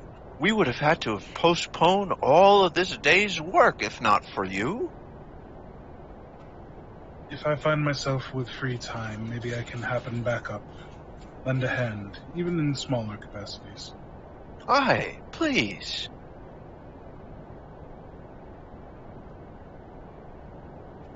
I'm guessing no one would want to stay with Conwood with that, so with that, Conwood would go back to his room at the inn, or the orphanage, rather. Or what you said for the rest of the evening? Does anybody else want to do anything? Well, no, just real quick. You said I worked through the evening for this? Yeah, so it would have been when you started it. Yeah, so right now you finishing it, it's around like 9, it's 9 o'clock at night. Alright, so before going back, I would pick up my armor. You go by, you do in fact see the fiery red glow of the chimney and can smell the oily, kind of acrid smoke of the forging smoke. You go in, you do collect, Bilious Bodger is there. He walks up to you. Oh, sorry, it's really late. I didn't know you would come by so late. Anyways, here's your armor, friend. Thank you again so much. The masters did their best work, they say. And he hands it out. And you do, in fact, notice that there's new padding all along the inside. The effect of which it will give you a +1 now to any sort of athletics check. Oh, fantastic.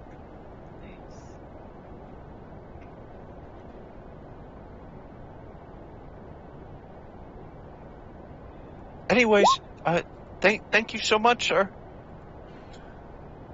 Bilious, I will be back again. This is fantastic work, and you can inform your masters they have yet another satisfied customer.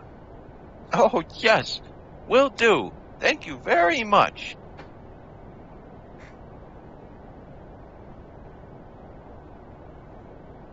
All right, so you rejoin the crew at the orphanage. Mysteriously, rather not mysteriously, but if anyone, this was bad of me, I shouldn't even have went here, but if anyone looked, Amara's not in her bed, and there is a little scrawled out piece of parchment on her bed. Gone fishing.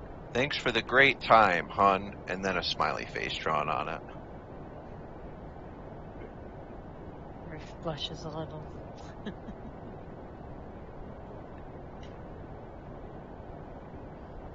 She's doing the finest work. Alright, I'm going into my room. Will that armor have a strength requirement? Whatever plate is. Basically, it's your exact same armor as before without the AC penalty and with a +1 to athletics check. Thanks, sir. Absolutely. I wanted to toss you a little bit something for going out of your way to get that taken care of. Party, is it that we are wanting to take a long rest right now? Mm-hmm. Yeah, that would Excellent. probably be good. We do so. Time for a little bit of relaxation. The inn itself, we're staying at the inn, or is it an orphanage? Yeah, it's an... Oh, so you didn't get this either. You're not going to get it right out of character. Do it real quick. This is Pip Un's orphanage from Stormcake's Thunder.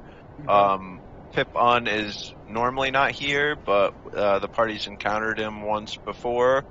It's run by this guy, Christian von Habelnack. He's a halfling. And there's an upstairs and a downstairs. There's a bunch of kids here. Generally speaking, the kids have seemed to have remained downstairs or upstairs, and this floor is for like company or guests, of which the party currently is. Feel free to basically pick a room, essentially. Some rooms are already claimed, but I think a lot of these have... our party has used the writing tool to let it be known that they've claimed those rooms. Yeah, I saw that's all on top of the tavern as well? Beneath the tavern. Oh, that's beneath the tavern. Yeah, for any of these, when I do these, it'll always be beneath for the smaller things, the less commonly used things. Okay. So, are you bringing us to that, or are we on this map still? No, you're... Oh, did I not move us? Nope. There we go. That's what I'm looking for.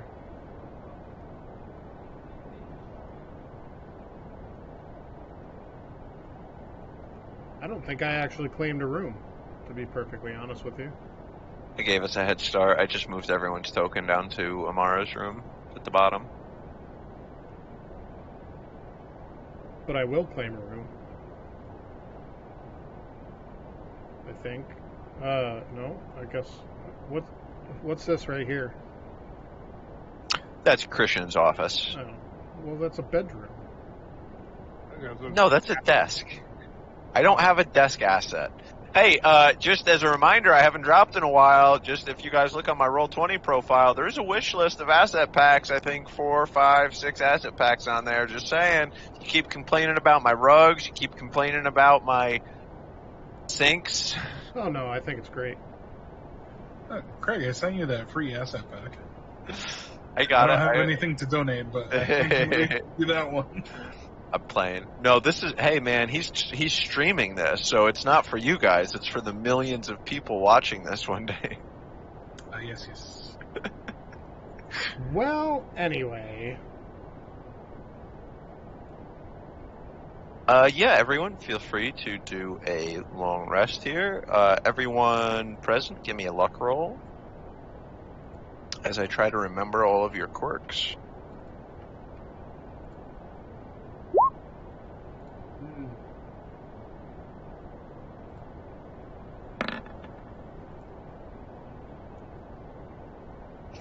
There's something up with Roll20 as far as that goes, because every time I've rolled the D20 in Roll20 today and in last Friday, it's been a 1. Well, I mean, Mitch could... Well, I can tell you why. It's because you're putting a space between the 1 and the D. Oh, yeah. Yup. That's why I just rolled a D20 on D&D Beyond, straight up.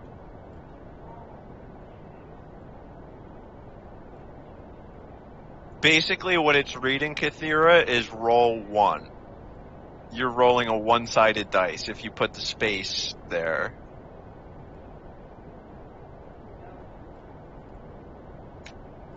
Ah. There we go. Okay, perfect. Oh, dude, that is what was happening to you the other night. Yes, it is. Oh, I fucking saw it.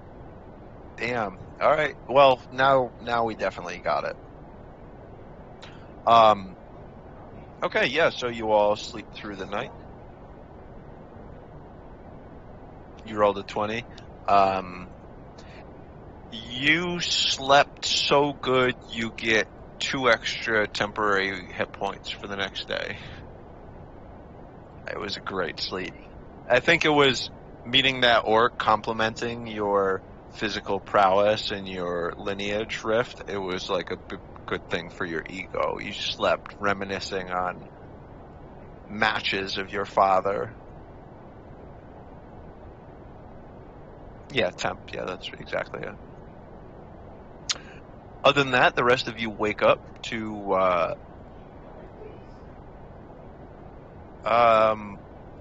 we're gonna do it like this. From Pippin, right? No, I'm just sometimes you think about like, well, do I want to leave this? Do I want to ask my players a question, or do I want to tell them the answer? You know what I mean? And it can be conflicting as a DM sometimes.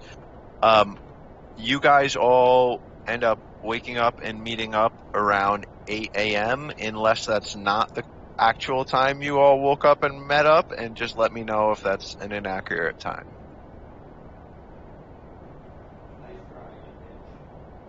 Roll. Good for me. It gives enough time to put on armor and get a quick meal, and so right. Conwyn lets them. Rift, roll a d2.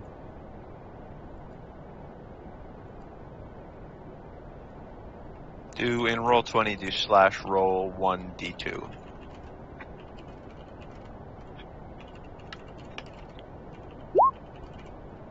You do not have a beard this morning. I'm sorry. You're muted, dear. No beard this morning, all. What a shame.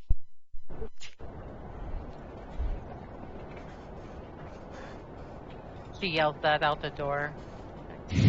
I don't know. That is a shame.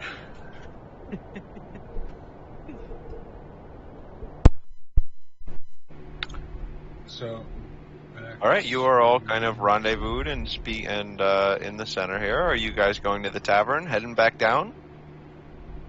Yeah. Sounds about. All right, we do Sounds so. about right. Everyone, feel free to get your tokens. Durnan, if our other party members arrive, tell them to meet us down there. They'll know where to go. I will. Be safe, Conwyn. And with that, you all are lowered down. What is the party's intent right now? Where were we? It's a level 3, I believe. I think we have finished level 2. I think maybe So, we should Alivon, make our way to level 3. Alivon and Slither, just maybe to flesh out that communication a bit better, both you guys want to try to go to level 3 as directly and without hassle as possible, not doing anything else, and just kind of trying to get there laying low. Is that accurate? I would say, yeah, get there as quickly as possible. Yeah, I think Slither would be about getting down there and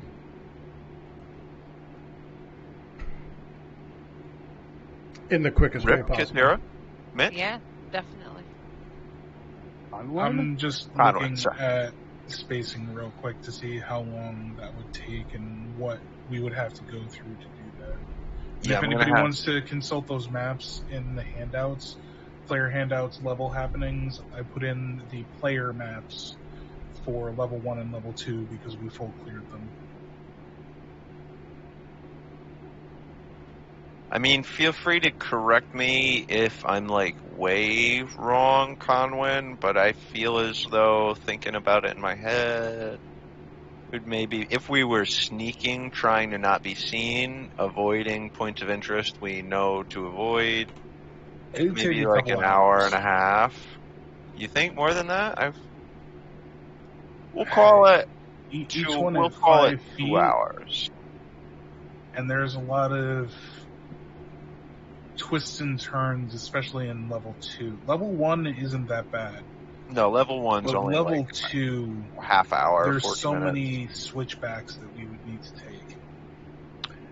I could, yeah, we'll call it 2 hours flat. So if we started if we were descending, going down at 9, it would put us at like 11 a.m. there, getting to 3. But before we do that, now that I know what the kind of heading is, what the direction is, let me have another luck check from everyone, please.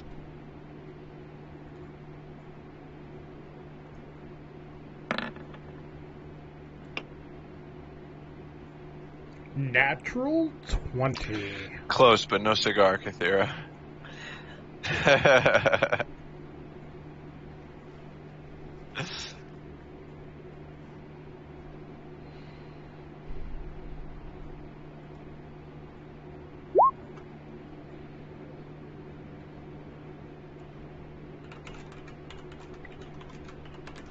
Going down,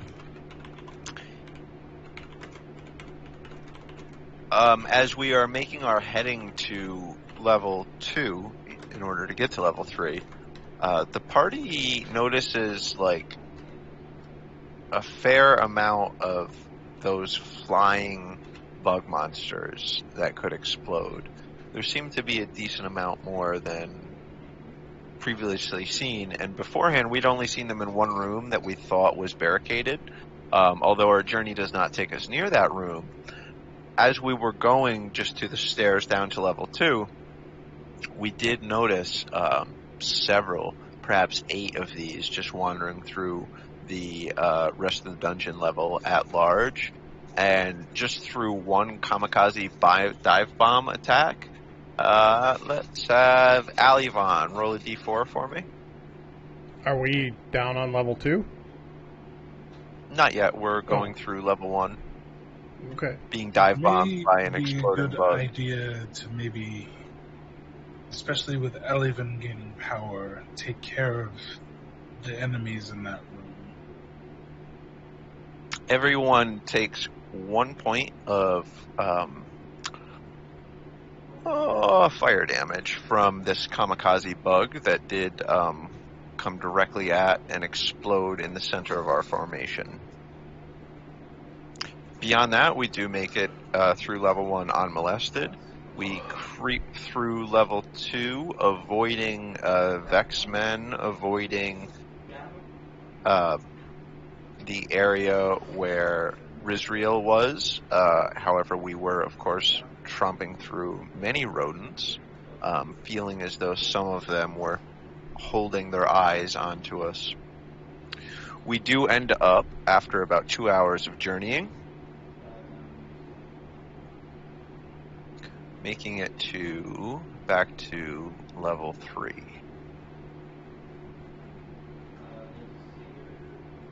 With that, what is it? 8 o'clock. When do we stop at? 9:30? 9:30, right?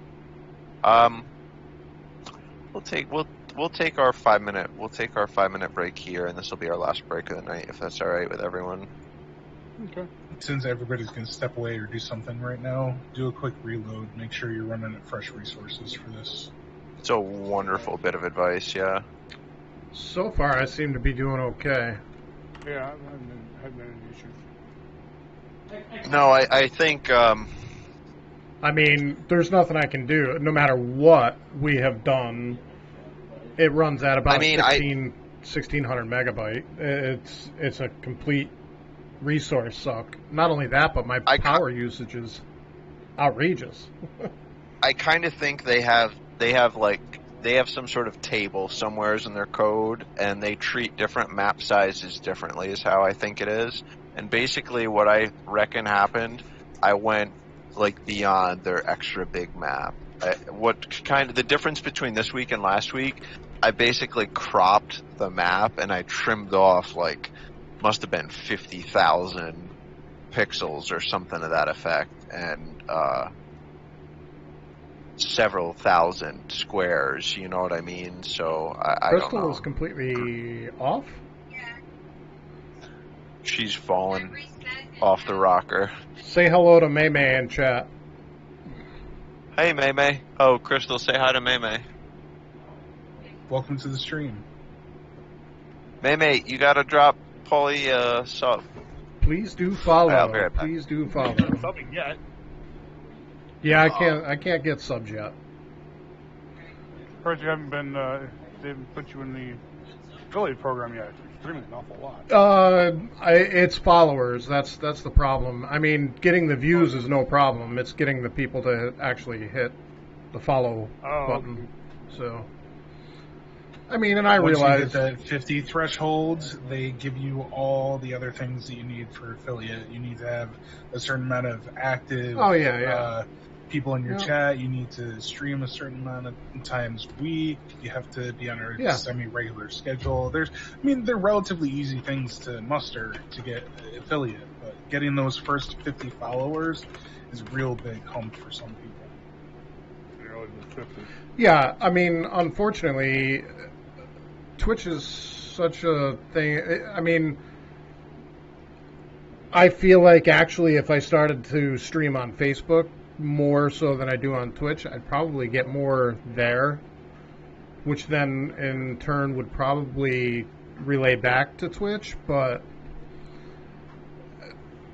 Twitch is a tough animal to crack. If you stream on all of them, but you were like, hey, my primary interaction is on Twitch, then yeah, you might get it. Right, yeah. And, I mean, I realize that I'm quite new to this, so little by little I'm trying to better things and get things to be a much better viewer experience. So that's kind of where I'm at now, is just trying to get things to be more fluid and look better, sound better, and, you know. I'm working on it. You should do a Blender stream someday for the modeling of everything that you've been doing. I do plan on it. What I'm probably going to do is wind up breaking things up a little bit. So, like, maybe on a Tuesday, I'm not going to stream. Maybe Tuesday, Thursday, and Sunday, not stream. And then all the other nights stream.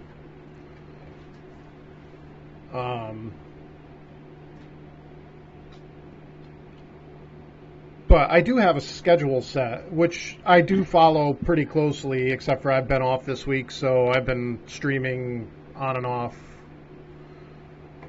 between, you know, just because I have the week off. Up and going to bed. Yeah. So, but today I spent a lot of time, like I said, I made my Twitch account, or my Twitter account. I made a Facebook, like basically a business page. Saw that.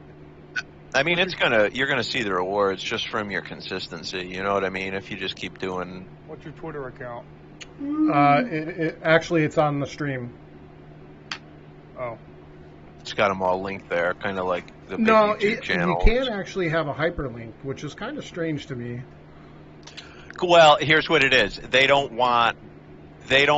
So you know how when you break down your views, you can see where they come from. Mm-hmm. These big sites. So YouTube doesn't like sending traffic to their competitors. Twitch doesn't like sending traffic to their competitors. That's why they don't allow the hyperlinks, because you could use a Twitch to advert. So let's say you're bigger on YouTube and you're small on Twitch, and you use your Twitch. You don't work on your Twitch. You just do once in a while. Just, hey, come look at my YouTube. Well, I plan on. That's why they don't. The whole reason behind creating the Facebook one was because I do plan on working with that much more as well. I mean, YouTube as well. YouTube's going to take a little bit more to do, but eventually I'll get there.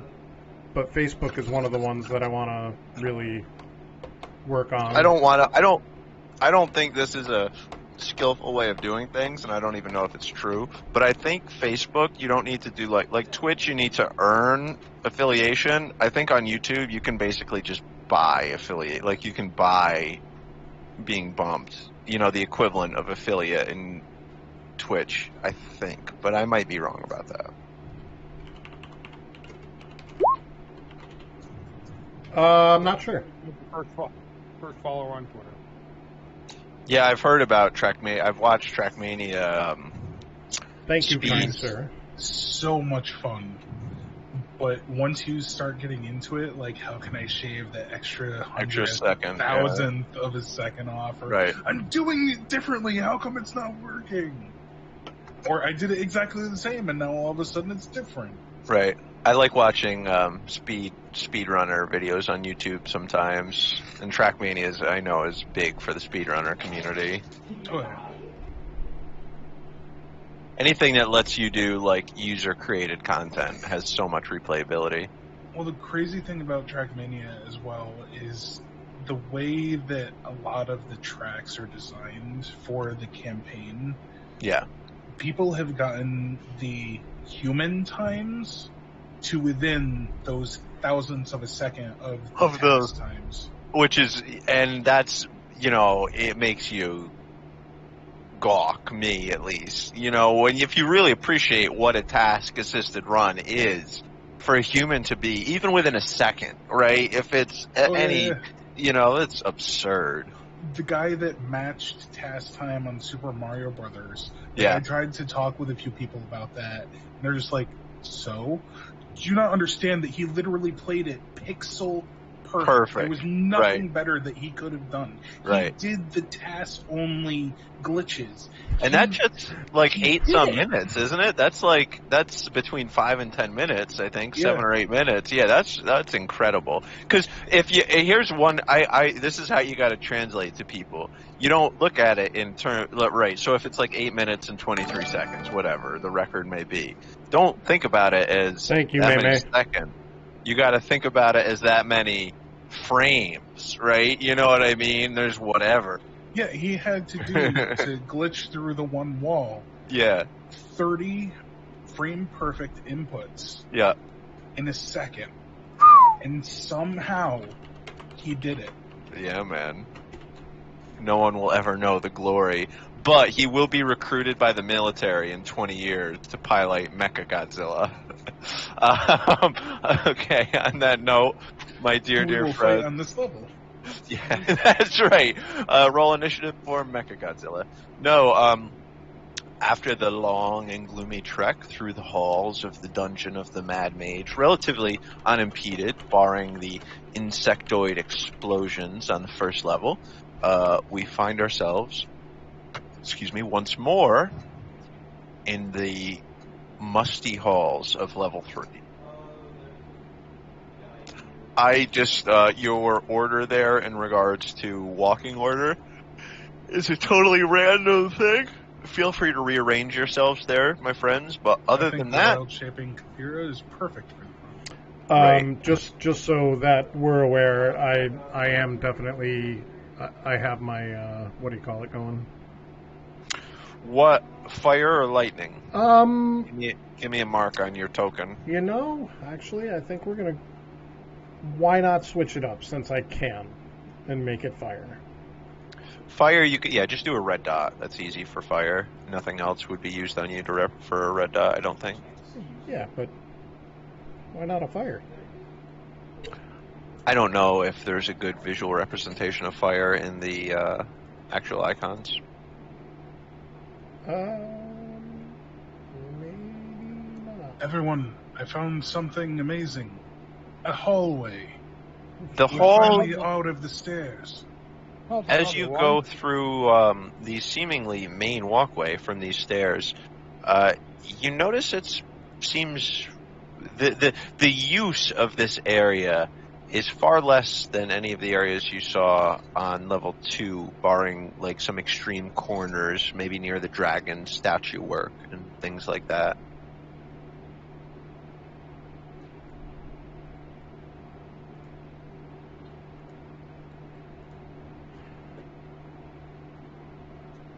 Well, we typically start east, yes? After you. Conwyn, you come up, you see what looks to be catacombs. You've seen similar settings in like family crypts that you had blessed previously in your work. Indeed, in each of these kind of little cubbies, there seems to be a small altar upon which is a small skeleton wearing armor with some sort of beadwork on him. Is there anything legible on them? Do a perception check.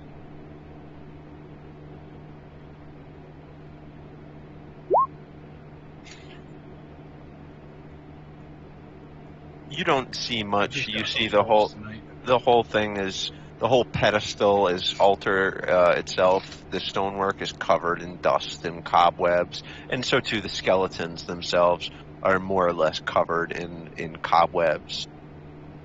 Does it appear like there's actual reverence for the dead here? Like it was respected burial? Yes, very much so. They seem to be placed on an honored dead thing. It seems to be some sort of ritualistic catacomb. Finally, some reverence for the dead.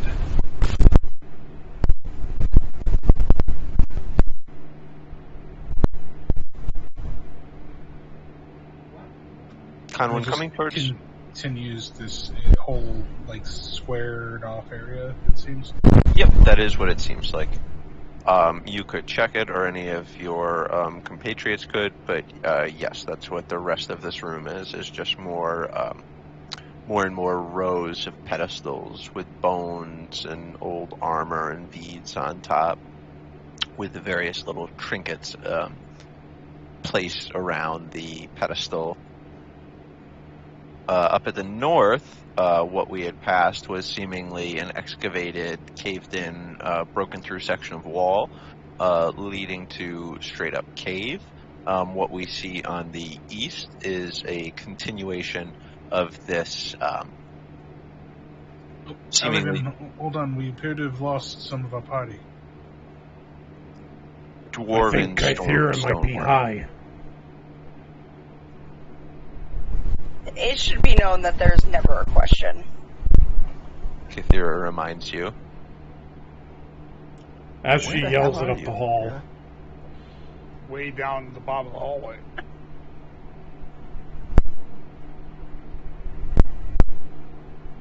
You vanished on my map. Oh, I see. Has anyone ever played the game Antiquia Lost? Never. Roll 20 crashed on you, huh? Okay. We did notice passing if you zoom in close on the map, you can kind of see it on the eastern side of this tunnel. We're going through a partially rotted remains of a male humanoid lying in the corner of this cavern. What's his face is twisted in a silent scream. I would investigate. I just lost roll 22.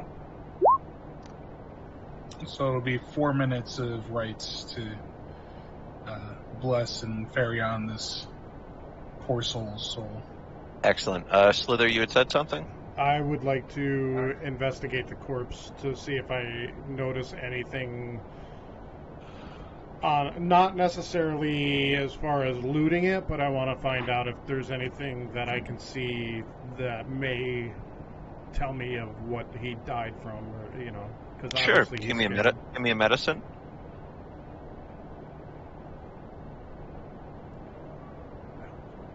Ooh, really? It's gotta be my person.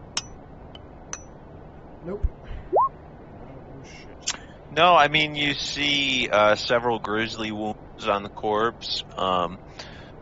It seems like maybe he was stabbed to death or something to that effect. You can't really quite tell the way the wounds are. It seems like the body's been here for a couple of days or something. It seems rather desiccated and almost petrified, and you just keep looking back to the face. The face keeps pulling your attention. Just really etched. Eyes totally rotted out with maggots crawling around in the eye sockets where there was once soft, fleshy material, but now just really open mouth and just looking, the picture of being horrified. Now I'm going to investigate the body for anything of value or... Yeah, you find a coin pouch containing 5 gold on it, and during your investigation, you peeling aside its clothing, looking around, you also notice that this human's chest was burst open underneath its tunic. Yeah. If there are black aliens with long heads, I'm out. Is there anybody that can do an... You cut out there, Slith? Is there anybody that can check to see if there's anything magic still residual on him? Nope.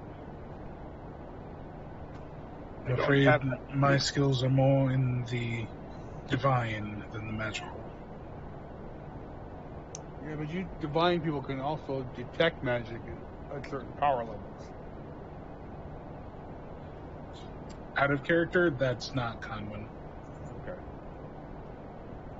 That's Clara. From the adventuring you've seen through level 2 with him, he's very brash, very forward, doesn't wait for things usually, is here to just continue on forward, doesn't spend a lot of time investigating, but will take a couple minutes to do rites and respect the dead. He's a paladin more than good. Out of respect for the dead, Slither does not take the pouch of 5 gold. He leaves it with him. Slither, that's very, very good of you. I seem to be learning from the best. Shall we continue down the trail? Tom. Conwin would ask Slither, just because it's a humanoid body, you didn't see any markings similar to that on the kerchief that Rosnor gave us, did you? No, you did not, Slither. I saw nothing. It's a shame. This far, only to still be lost. Boy, this is really laggy now. I'm not having any trouble with it. It's like when I got... I don't know if you're watching the stream, but when it... Oh, that's weird. I got like, yours. That's weird. I clicked on me.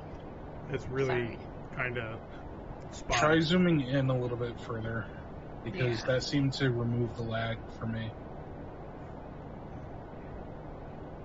Excuse me. Funny, isn't this where the stairs should be? Yeah, are we above them? You notice, as Conwin had said that, right here where it's marked, the ceiling is particularly low, maybe only 8.5, 9 foot tall. Hey, I'm gonna put this on screen. William, watch your head. I'm gonna put this on screen for 1 second. I want you to see the top. Beryllium dust. 9,000 megabytes it's using right now, Google Chrome. Yeah, I'll revisit it throughout the week as I have time. I'm getting frustrated with Roll20 because it's like I've done, and my memory just exceeded too. There's a memory leak and there's nothing I can do. Even if I made this small map, it's like because it's cumulative and it just keeps increasing and increasing each time we do anything. Even if it's since we all have vision through each other, should we just, for now, stick to moving one token? And then if we need to catch everybody else up, we just move them all to where they're supposed to be? I mean... Actually... I kind of think that's defeating the purpose, sort of. I mean, my opinion. I feel like that takes away... So you guys lose your ability to self-position, but more than that, I don't even think it would fix it, because it's still making... Even if you're grouped, it's still... Oh, fuck. Did that happen to anybody else? I got the whole map again. I did not. Oh, man. Now I did. I know. Why is it always me? Everyone restart? Damn, dude. This is really... I just got what years we can see. It's coming. Conwin is still okay. Oh, I mean, I got a hard restart it, huh? Do we have to restart too? No. You gotta... I mean, it might be good just to the memory leak. I've been restarting like all day. I can still see the shadow of everything. Like, the area we're in is lit, but... Honestly, I'm not even gonna... I'll deal with that later or something. Everything is... I don't see it. You can just reset the explorable darkness because we've done so little. It's not going to make that big of a deal. Not only that, but it did clear my memory issue too when I hard refreshed rather than just reconnect. I can tell you right now, it's going to happen. It's going to continually It's going to keep iterating, though. I betcha. Yeah, of course. I mean, it's a memory leak, so it's going. Oh yeah, I loaded in at 12, and I'm already up to 2.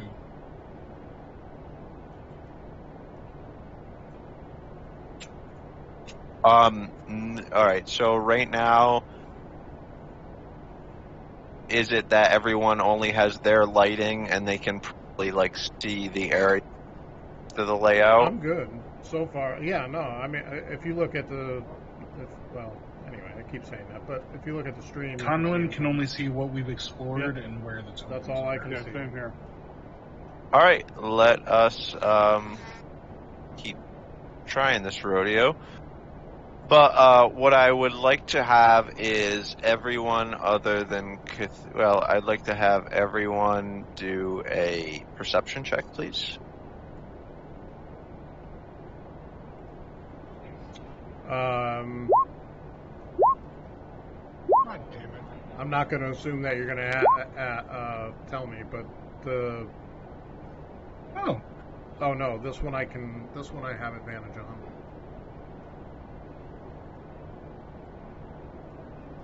Oh shit. Do you on Grix? I don't know if they're Holy cow! Monstrosity ball, or I'm sorry, Monstrosity Slither. I don't think that gets it. No, my perception is because of my smell. But yeah, right. You're different. That's why I said that. Yep. That's why I didn't. Sorry, yeah, I was thinking about your other one. It's my fault. Yeah, I really deeply apologize for the virtual tabletop inefficiencies here, guys. Please know I've tried putting in some work. I just haven't really got it done yet. I mean, there are other apps out there, I guess, that we could probably look at. I'm starting to think, I was going to bring that up over Discord in the coming week, but I'm personally, honestly, really considering it. All right, let me just get these initiatives in there. I mean, I've never looked into them, so I don't know. But I haven't looked into them either. I've just seen them. I hear nothing but good things, but the thing is, it costs $20. You know what I mean? And it's like money's tough anymore, and it's presumptuous. It's not. VGT does have its own shortcomings too. Yeah, absolutely. There's one on Steam. There's at least one on Steam too. In any event, let us. No, there was another one. There's another. I think actually you posted something about it in Discord quite some time ago. All right, yeah, I take it we're going to be doing. Oh, that was the in-dev early access one. Beta, I think, yeah. Yeah, I had Tabletop Simulator. It was downloaded for my previous Saturday game that we never got back into going online. Yeah. All right, so Kathira calls out as we walk into the room that is seemingly devoid of all life forms, just filled with rubble and an odd stench, calling out that there's enemies here. This call out prevented the party from being surprised as 3 Grix, you will remember, looking like giant worm with octopus bird faces, kind of slither and jump out of the rubble on the outside. No, not you, Slither. Conwyn, you being the first to act with your intense training deep in your heart. This isn't right. I don't know what to do. Well, that was weird. I just jumped 5 spaces down trying to move 1. Wow. Oh. Conwyn, where are you going? Yeah, it's all weird. The dog is on the keyboard. That's what's going on. Oh, I want you to go there. Oh, okay. That's interesting. If you select your token, you can move with the arrow keys. really? No shit. Really? That is great to know, So- actually. Awesome. Yeah, I'm gonna move. Thank you, kitten. All right. Move down the 1 and take a few swipes at that Grick with Monitar's Reckoning. Oh, that is awesome. I so much prefer that. What is it? I can't get my mana work. If you select your character, you can move with your arrow keys. You gotta click on your Oh, token gosh. first. That'll make there we the go. Yeah. that'll make the hallway navigation a lot. Oh Yeah. that is so nice. I can't believe that. You That's like? awesome. All right, so a 16 and a 23.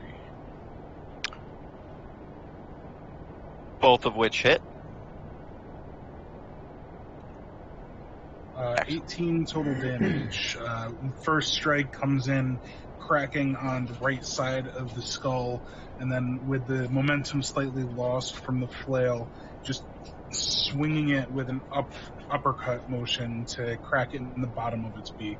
Both times, little flares of radiant energy flowing into the brick. Just so, the creature flying backwards a couple of feet like a giant snake of sorts. Its tentacles flailing about, releasing a big bird-like screech. And Clark? in response, it kind of getting itself up off the floor, lunging at you, first reaching in, all of its flailing tentacles coming inwards towards you. Does a 22? Just. Excellent. For 7 points of slashing damage as the tentacles rake themselves over the small bits of exposed flesh that you have. And then as it gets to purchase onto your frame with its tentacles, continuing inwards now, piercing inwards with its beak, stabbing against your armor, just clanking fiercely into the metal, not doing any sort of actual damage other than just shaking you slightly. All right, Alivan. Everybody stand back! Because I'm about to drop a little... This room's about to get warm. And I think you know what I'm fucking casting. Alivan, I wouldn't. I won't But question your decisions. right I just here. want you to really think about it. Excellent. I already Good looked man. up. It's 20-foot Good man. radius. Yes, from it there. is. Yes, it is. That's where Because, I'm yeah, going. with stuff like that, I won't control your guys' actions. I'll just give, I'll say a small thing, and then I'll let you roll it. Nice. It's a 16 So let me... Yep. With a save DC is 16. North, first north, second south. That was my mistake. I like to call those out before I roll. North does pass, second, south does fail. Alright, so south gets 35 and top gets 14? No, 17. The party hears first a crack like thunder as Alivan slams his staff down into the stone ground.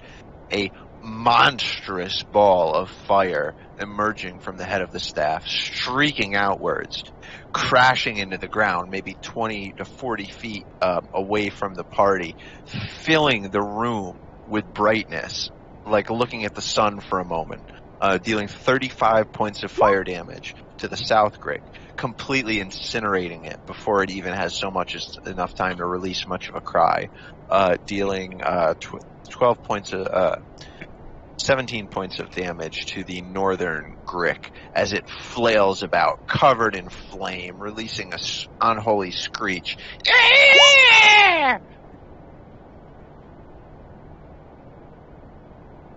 Anything else there, Ali? No, I'm good. All right.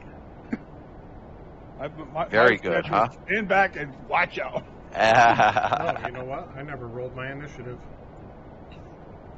Oh, is one of them dead Yep. already? Oh, okay, cool. The other one just got lucky.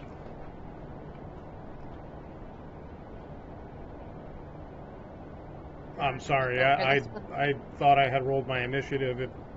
Oh, what happened there? No, I just put you're going to be there in initiative, so they're okay. Yeah. All right, so you move in, Rift? Oh, I thought it was Slither. I'm so confused. No, just you started taking your turn. Keep going. I should have saw that, Slither. That was my fault. Gone before I did. All right, running into the Grick that's still currently flailing about, covered in fire, making a hefty swing with the greatsword. It does connect. 13. And just you not only chop off the head of the Grick, but you bisect its beak and bisect its head even more stylishly. The creature flails about on the end of your sword for just a moment before falling limp and dead. You do have one more attack as well as X amount of movement.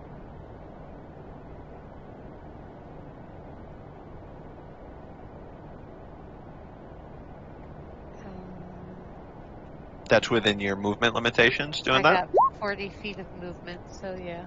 Perfect.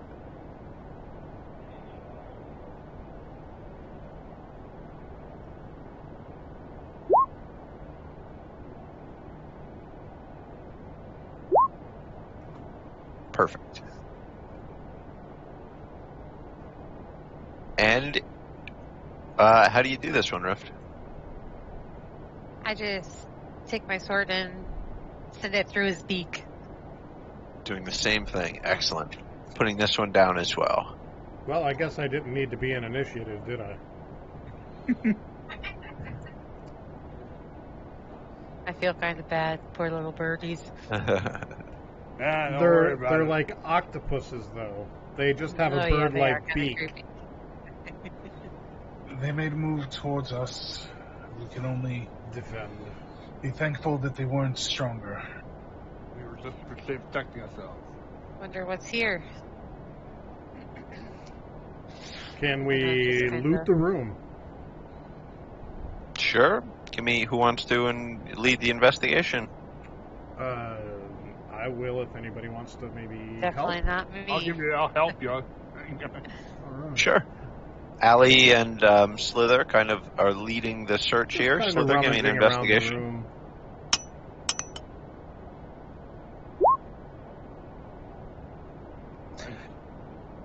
Yeah, you find a... Slither, give me a D2 roll.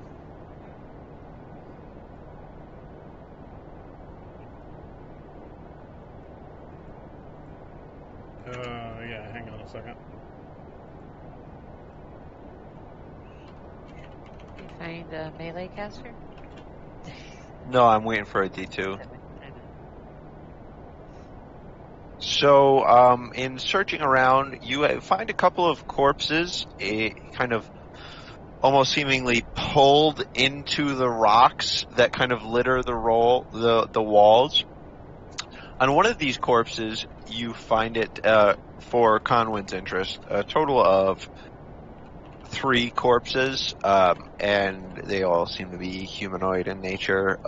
One of them still was carrying a sword that seemed to be undamaged and unworn. Hey, look over here. There's a sword. Not sure if it's any use.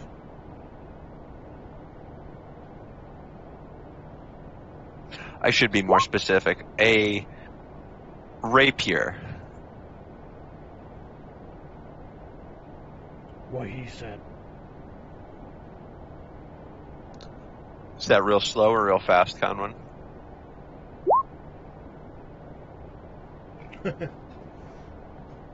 Real slow.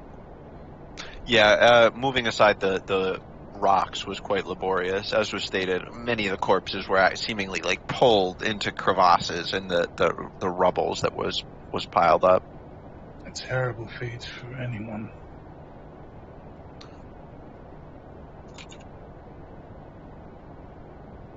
I know you guys in character don't know what this is yet, but I want to put it out there so that we all know, so that I don't forget. It's a homebrew item. It's a rapier of adornment, which is the same thing as a staff of adornment, except it's a rapier, and the item kind of floats beneath the pommel. Craig, you disappeared again. Yeah, I don't. It's for some reason my finger wants to push to talk, even though I don't need to.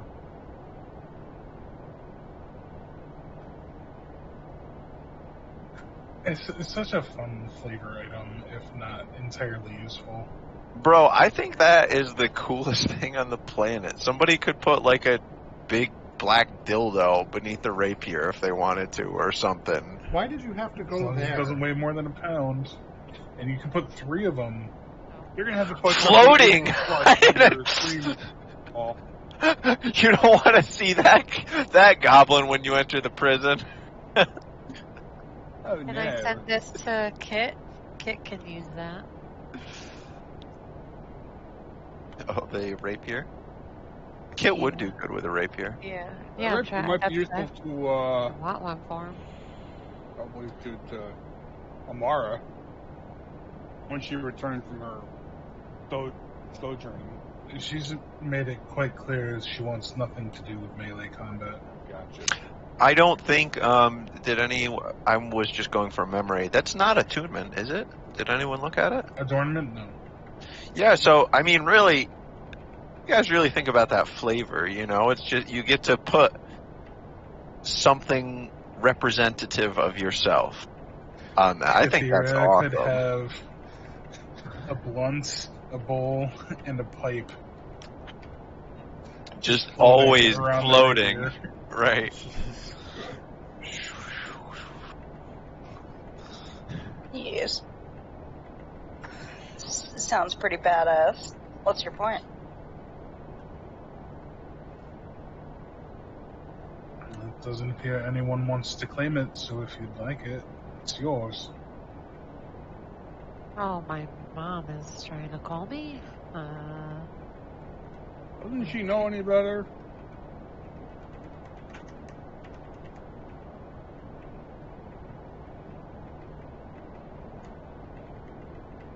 Here, I'm up, go on mute. Myself for a second, guys. Let's all, can we RP for like a minute or two here, friends? We're just wandering our way back through the caves.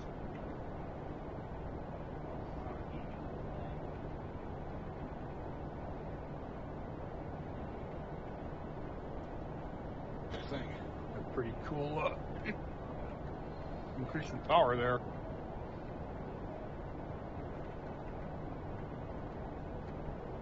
I love the arrow buttons. I just, that is... Except I still have to move the damn screen to get... Yeah, I don't even care about that, though. It's so much more fluid to do it Oh, this there way. goes Roll20. I haven't had any issues tonight. Not so far.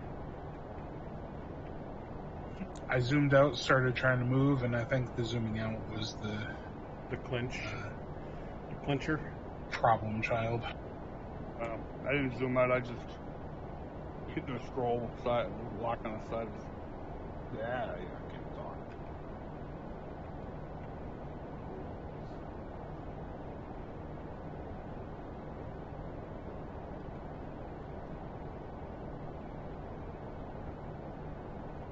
Only problem with the arrows is if you get stuck on one of the light barriers, you're stuck. Oh, really? You get stuck? Well, if you hold Alt, it gives you minute movement. Like you're tiptoeing. Oh, look at that. Interesting. I'm floating. I am floating across the top of the screen. Uh-oh. I broke it. You broke it? Or you broke Roll20 just froze up on me. Oh. I'm getting something very weird on Roll20. I just had a pop-up that came up that said something about .mm on Roll20. Okay. Sorry about that, guys. I have to refresh, because that just killed my Roll20 terribly.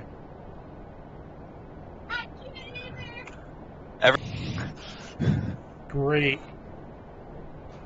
It's legit broken. Hold yeah, on, it is. I'm supposed to go see what's going on. Yeah. Roll20 is legit broken. It's not broken. It can't handle this fucking. No, it literally map. broke. Like. For Paul. Paul, you've also, how much do you have running in the background besides you got OBS? No, OBS and everything is on the other computer. Oh, okay. I downloaded it too. Here's my weirdo about this, though, is my Fairweather map is literally over 100 by 100. Yes, it doesn't have a lot of assets on it, but well, all right. It's huge. So I'm at 87.9 by 110. So I'm at 6,200 pixels by 7,800 pixels.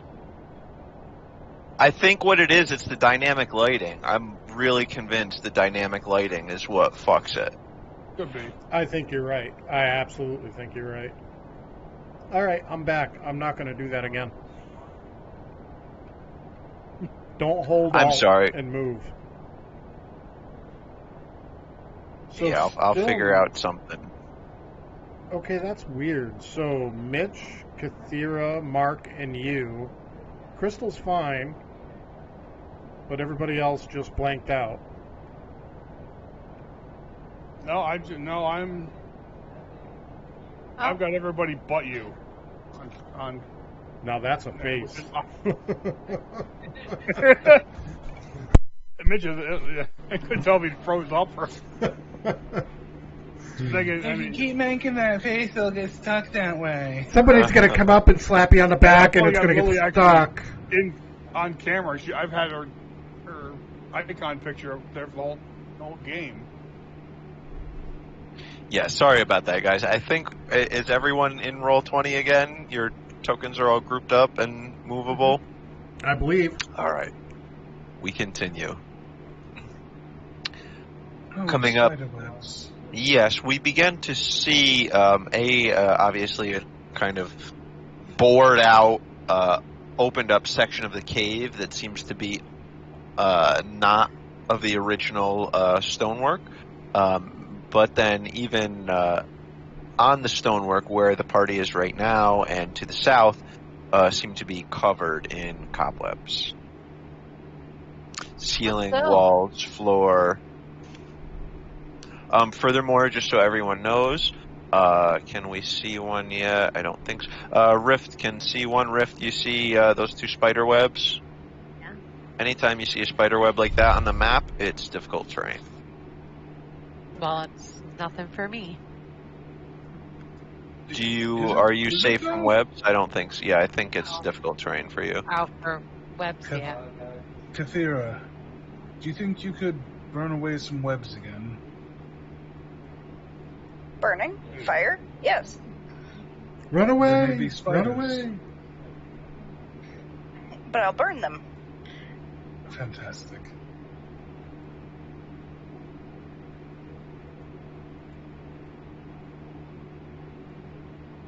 All right.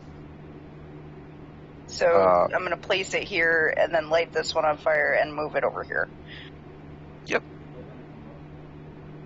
Total action time maybe 30 seconds or so to completely annihilate both of those sections of webs. Everyone, 3, 2, 1. No more movement.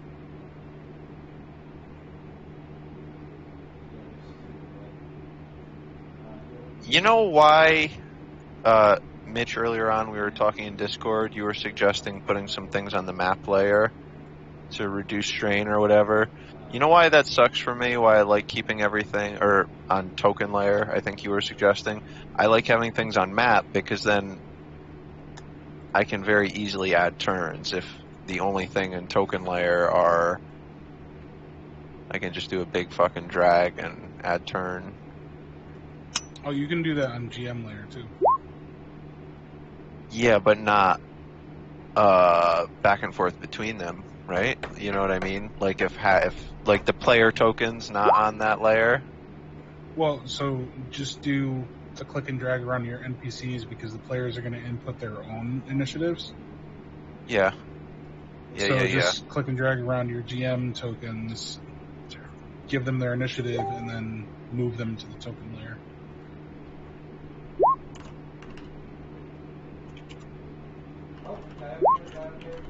What? My rolls have been reversed tonight. Mm-hmm. I don't know why I've been rolling 2 die. It's a barbarian feat for level 7. Oh shit! You have an automatic advantage on initiative rolls. You fast as fuck, boy! So my previous roll was that I took the lower one because I was like, oh shit, why am I... Slither, hit me with your initiative when you get a chance. I already rolled it. Oh, I'm so sorry. My eyes didn't see you. Excellent. I got you all. I did it this time. Wow. Were you replaced by the shadow duplicate in a mirror? I don't know. Is this Darth Conwyn? It's rubbed off on Slither. you begin us, Conwyn. So, you're not aware anything's happening. Yeah, I just know that the web here has been burned and the web above has been burned, so I'm going to continue moving as if there's no combat.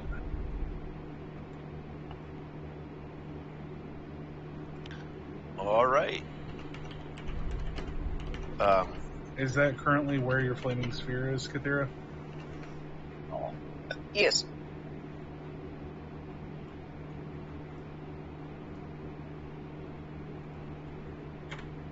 Yep, now it's you. Yeah, he was just measuring it out.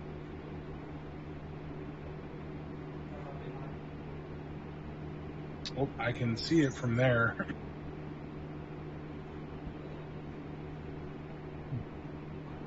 Is that gonna...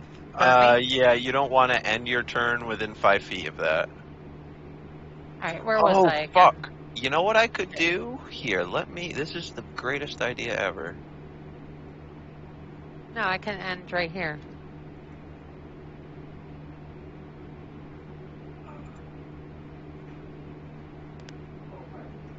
Yes, you can. And I'm going to...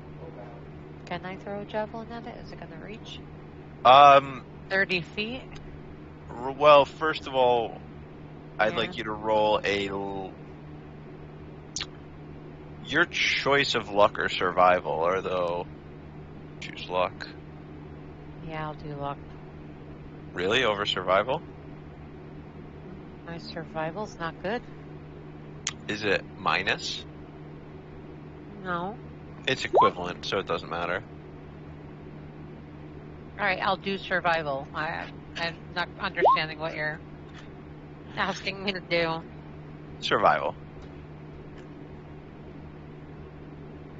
Right now, not expecting any sort of danger or sensing anything amok, moving through the still burning webs and such. Basically, I'm trying to ascertain whether or not Rift would have the on-the-spot sense to see the enemy, recognize its fight, throw the javelin. 12. Yes, you do. Do I? Yep. Yeah, I was giving you a 10. So I can throw the javelin. Through that, it's going to be at disadvantage regardless of the distance, though. The reason for the disadvantage is just you had the stone of the wall in front of you is kind of almost providing a half cover. Fear. Yeah, then it would be normal. Okay. Much easier shot. Oh, I don't know why I keep pushing to talk. 18 to hit? I can't tell right now, but I'd be shocked if that didn't hit, so we'll just assume it does. No, sir. It doesn't? No, I'm sorry. No, ma'am. Kathira. Quag off. I have a black screen with a thing.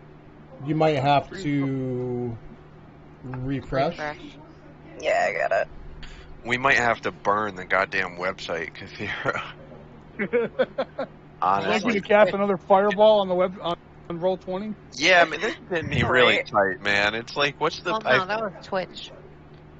I feel like me working on this to make it better for us all, like, is actually hurting us, and it's a frustrating feeling. It does 18 hit, and then for 6 damage, let me just check the resistances, now that I'm back in. Yeah, you noticed that... like he's headbanging from here. I've gotten the spot, so he's in the spastic lick mode. Yes, so that does hit. Rift, you have a second attack. Oh, okay, I'll chuck another spell.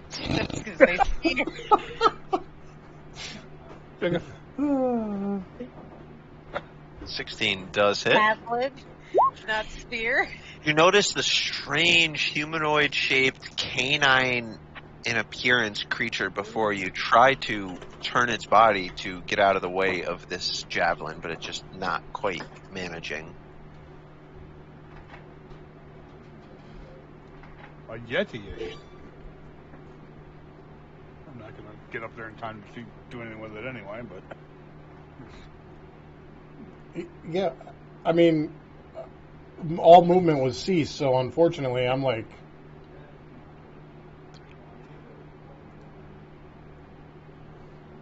Wow. Oh, long way away. That is not a spider. That is a weird looking thing. I cannot cast a fireball on that thing from this direction, this far away. How many are there? There's 2 up here. Where's the other one? So the party sees one of these bestial creatures crawling along the being 15-foot high ceilings here in the pathway, and it ending rift. You can see a higher ceiling at the end.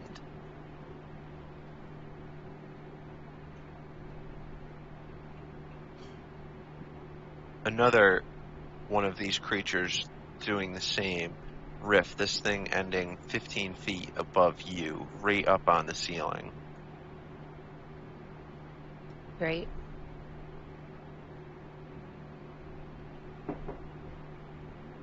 All right, Sir Alivon.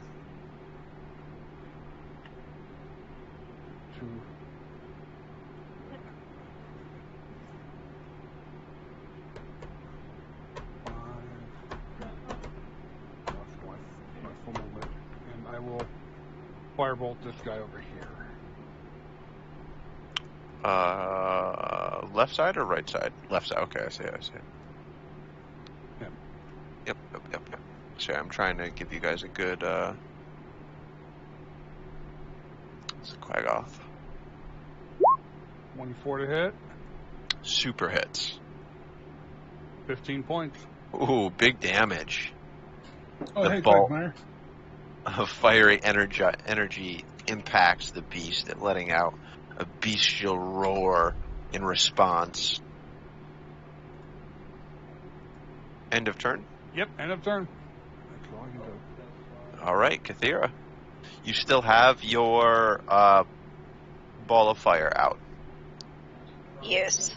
So I'm going to move forward just a bit. Okay. Between Conwyn and Alivon. And I'm going to take the fireball and knock it off of the guy right next to it. Excellent. So ramming it into him, I believe, what does that begin with? Just a dex save on him, and then you let me know. Surely it fails with a 6? Yes, hang on once. I believe so, hang on. I'm positive. I'm positive. Your DC's got to be like 13 or 14 or something around there.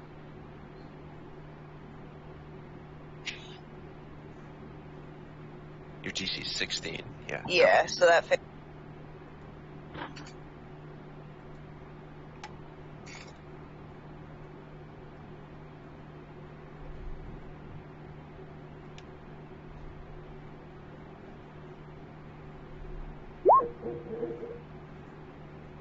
Perfect. For 2 points of damage. As the large pumpkin-sized ball of flaming energy smashes into the creature with a whooshing sound, it gives off another roar in response. And with that, I am also. Now that was, I could be wrong here, but I think that was only your bonus action. Am I wrong? Yeah, I believe that was only your bonus action. Yes. Okay, so in that case, I am going to cast. Can I see the one next to Rift? No, right? No, right. Yeah. Okay. So then I'm going to also cast. Oh, jeez. You could see the one on Rift with disadvantage. I would give you like a real pot shot on him, but that would be disadvantage. And if you wanted to use something that involved a DC, I would add like 3 to whatever they rolled for. If I didn't use all of my movement, can I move again? Or is that like a one-time thing? Nope, absolutely. You can split your movement.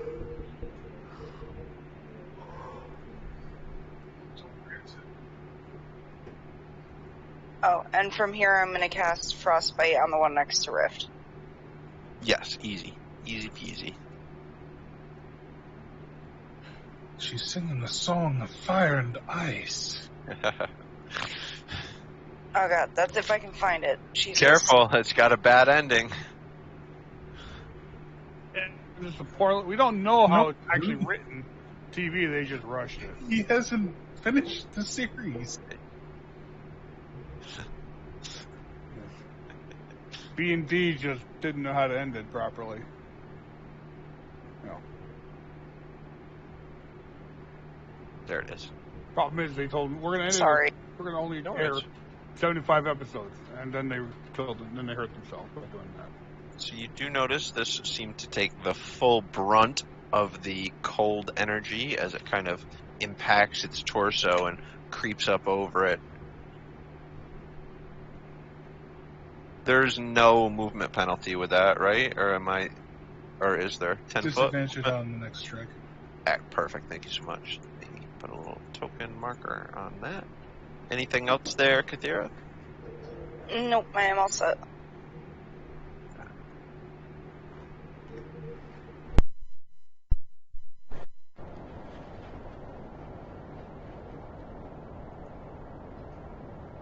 From the back, a third Quaggoth comes stomping along the ground, red eyes seemingly glowing in the darkness, silvery, bright opalescent drool just kind of dripping from its mouth, comes tromping over directly at you, Rift, swiping in with its right-hand claw with a big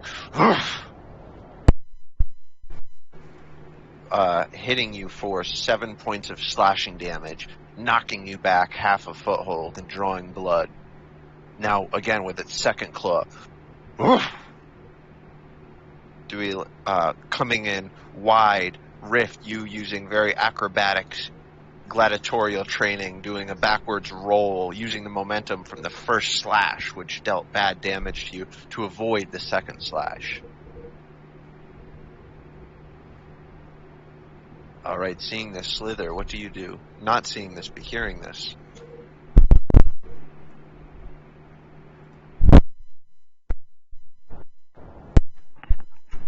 Beasts attack!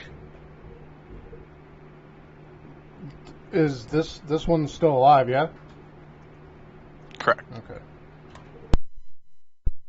They're going to take shots at that one.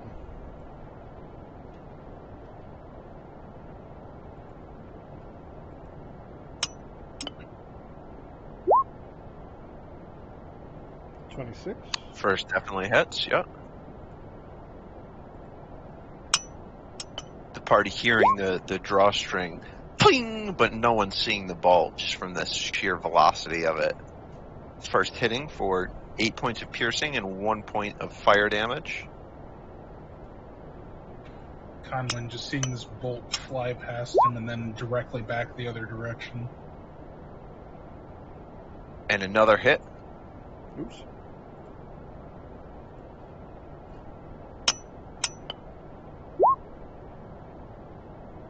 For another 9 damage. Oh. And the last one coming out in such quick succession that it's seemingly clipping a little bit on one of the end mechanisms, the bow, and just canterwheeling off to the side, far to the left of the intended target. Any further movement or anything there, Slither? No, that should about end my turn. All right. And to Conwyn.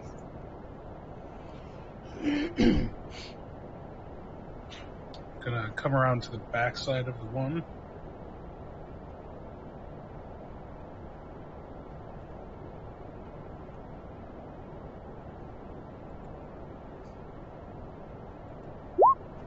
And probably hitting with nothing.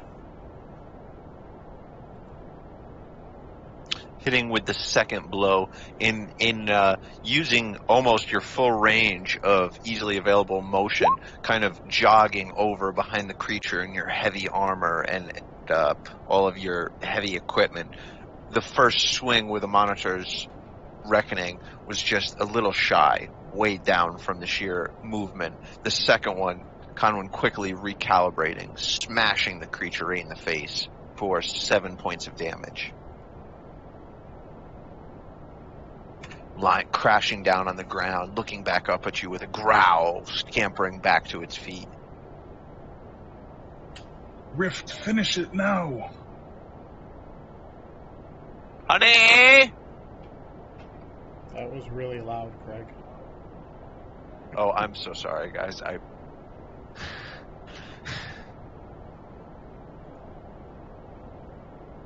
No, it is your turn. Oh, yes it is. There you go. Alright, I'm gonna get this one in front of me.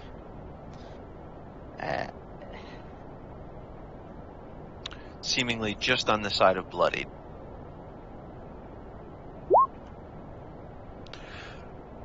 First slash with the great sword missing.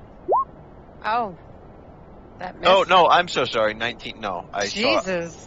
I was looking at the 9. That was my fault. Okay. You also have advantage on these if you're attacking the one between us.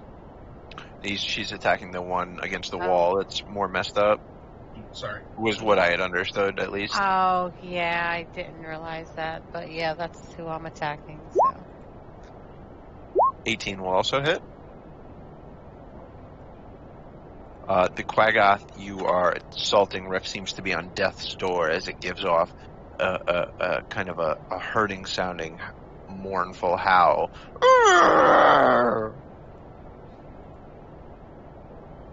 Any other action or anything there? That's all I got for now. Alright, the first Quaggoth.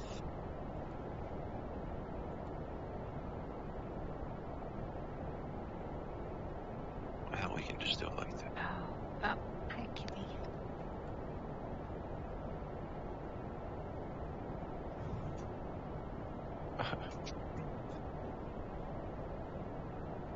There's a dick on your chest.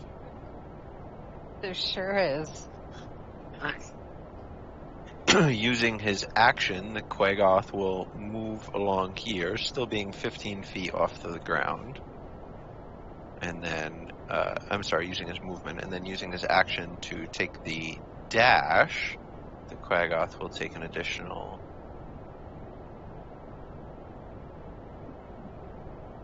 And it will try to make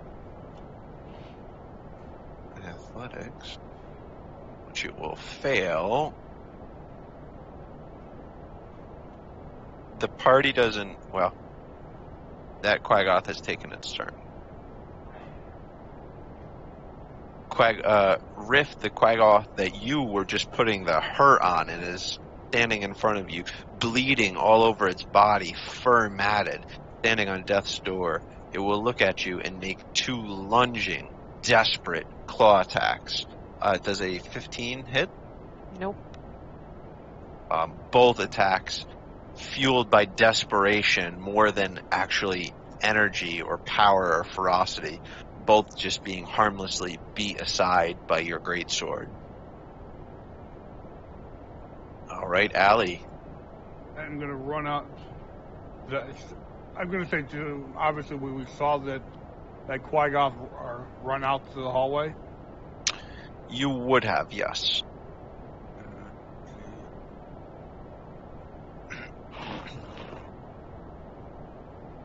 going to move out here and see what I can see. Oh. You see the Quaggoth on the ground now. Yeah, firebolt. You're not getting away from us. Okay.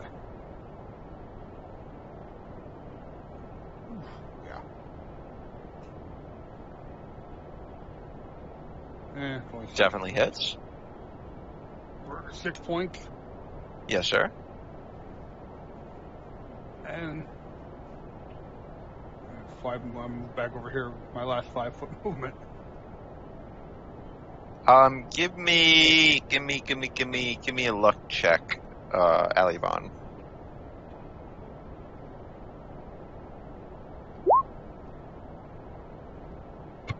Alrighty then.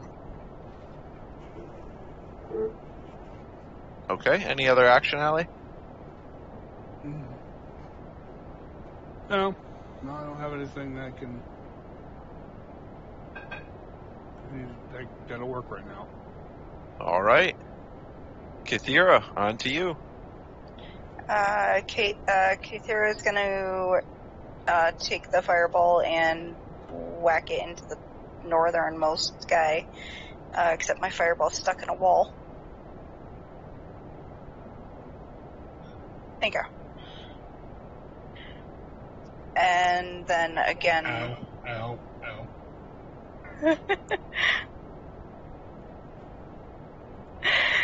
How do you know I didn't mean to do that? I helped you out there a little bit, Lily. You see why I moved it there? Yes, I do. And then I'm going to use Frostbite again against the one directly in front of Rift. First of all, let me do a dex save. Let me see a damage roll. It is not very dexterous. It is going to take full damage from the ram. And, I know it's a con save. And it's also going to fail the con save on the, Ray of Frost. So it's going to be 13. Oh, that's nice free damage there. 10, 20. Oh, no. Sorry. Oh, it wasn't 4th level originally? No, sorry, it was 2nd originally. Give me just a second. You're a monster! Not the gumdrop buttons! Pippin, that must be how you get the higher level fireballs. You just change their level mid-combat. That's exactly what it is. Lots of concentration, lots of... And let me get that ice attack as well, Kathira. Hold on, I just cast the whole thing over. No, you're good. Yeah, watching your slots can be tricky sometimes.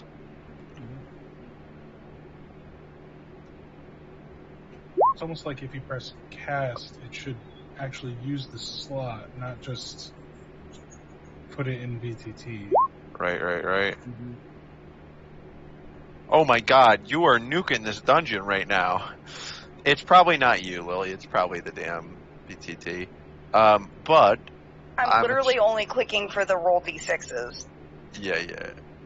It's, that's probably the end of your turn, right?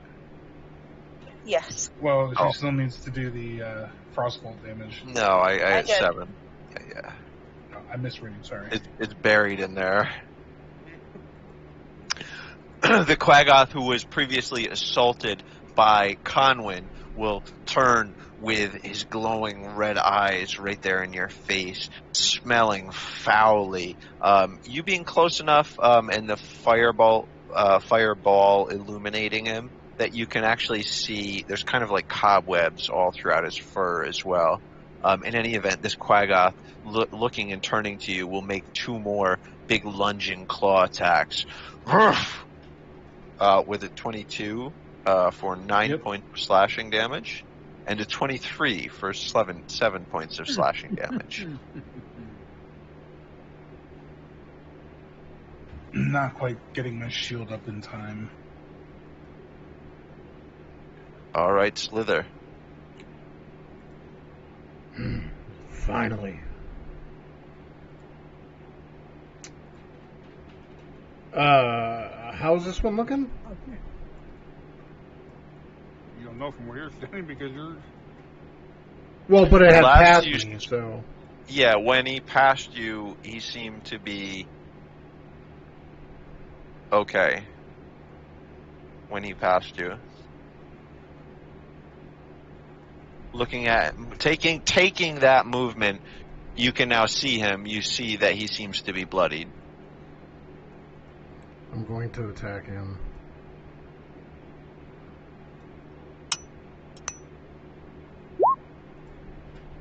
.26 definitely hitting.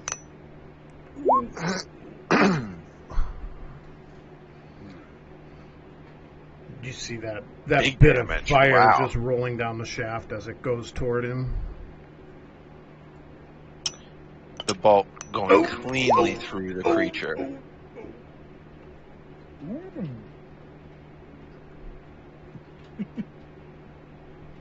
Roll for damage. I am. Oh, Slither.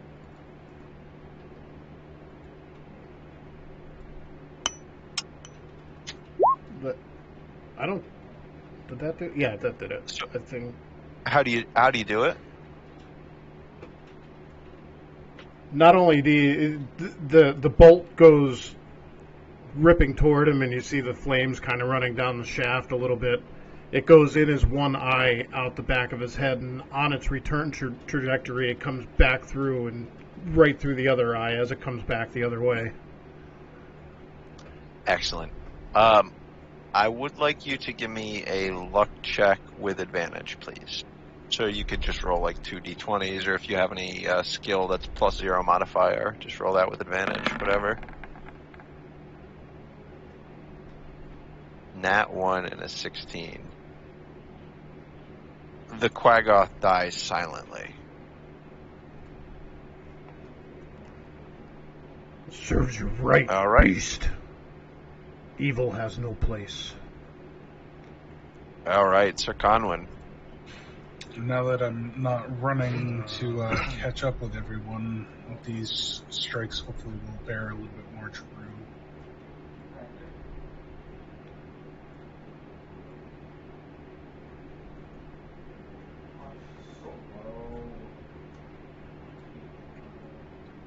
Both hitting? I had to process the advantage for a second. We're going to burn a smite on each one as well. Each one, okay.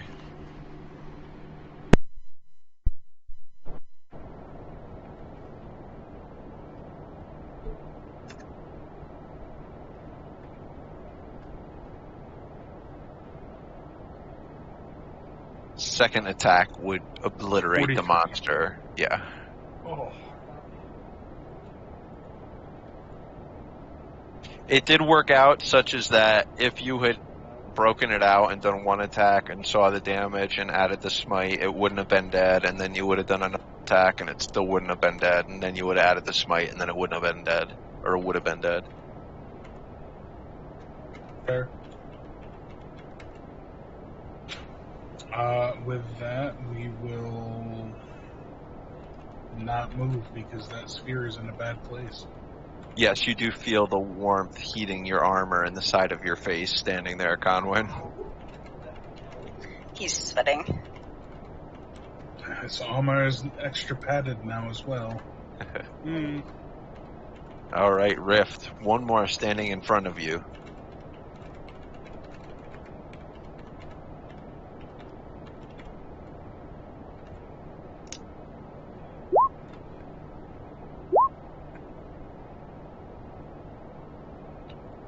Yeah, minimum 1 point of damage would have killed him. So, upon rearing up to do this great double-handed strike, muscles and veins bulging, teeth gritted, the Quaggoth actually dies of fright in front of you before the blow even comes.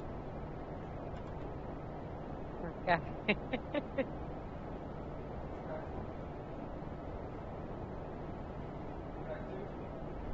Well then.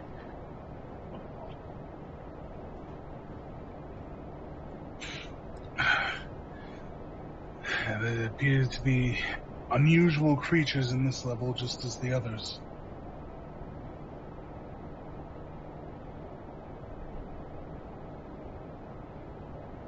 Everybody okay up there? As good as we can be, I suppose.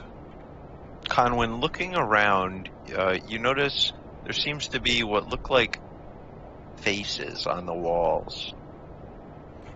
Hey, out of character thing, it might not be such a good idea to take the bodies off because, well, I'm forgetful as all hell, so if they're not there, chances are we're not going to go through them. You want to do with the X's? Yeah. Duly noted. I'll like keep that. I'll keep that in my noggin. Yeah. I may start doing that. The investigation is for your prompt of taking a closer look at the faces. Yeah, it seems to be spider webs that are done in the shape of like skull-like faces. It seems to be almost like an optical illusion, right? It's just webs, but they look like faces. Interesting.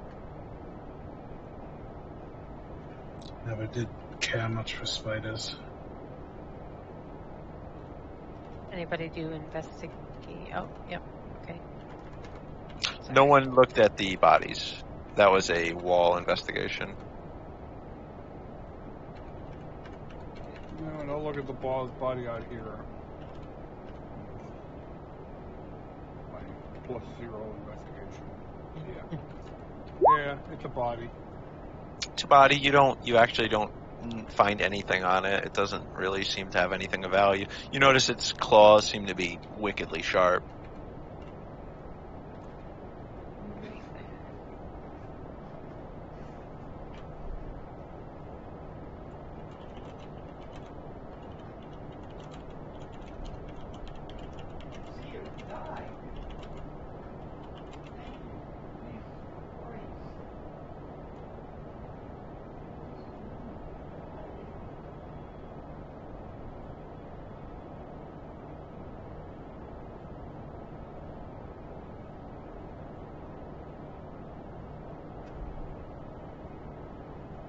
Wonder what else this hallway will hold for us.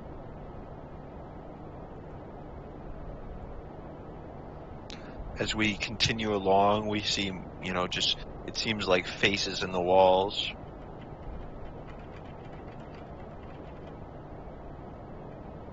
And more webbing. Yeah. More webbing. Again, so you guys know, each time you go over one of those, that is difficult terrain. Oh, yeah. As you fight your way through the shockingly strong webs. Yeah, I'm trying to, get it with my greatsword to get it out of my way. So too with that, can I be using my dagger to try and cut it so that if we do go past it again, it's out of the way? Yeah, of course, that can be just so, can you, do like a red circle? Oh my god, my roll. To put like a red circle on the ones that you guys have passed through, please.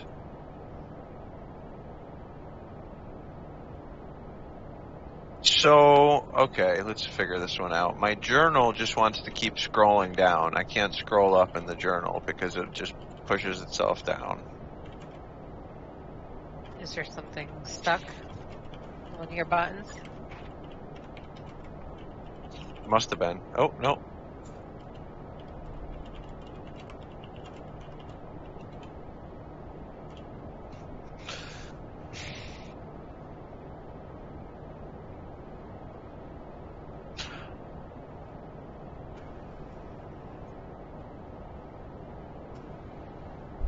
supposed to be Alt to draw a circle, but it's not letting me draw circles. Well, that's no problem, because I can't even get to my low... All right, there it is. Got it. Got it. We're fine. Everything is fine. Nope, it's doing it here, too. What do you want to draw a circle around? Oh, okay. It was working for me. I just had to restart the tool. Ah. I had to do a hard restart here. Let me... Coming back in.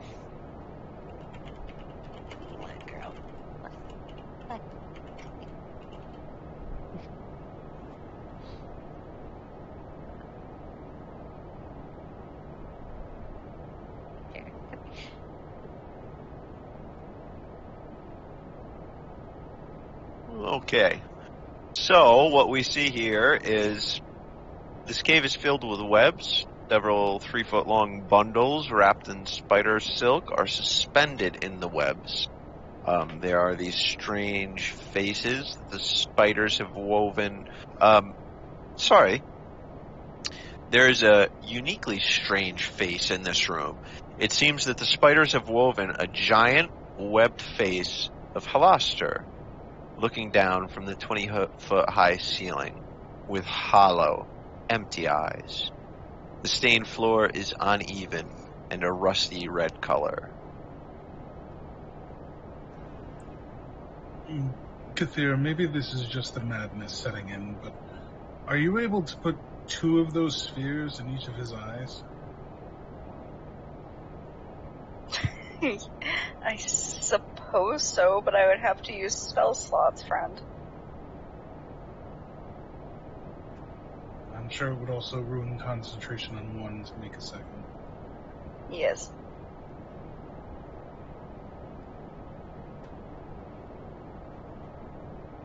He's drawing the web out.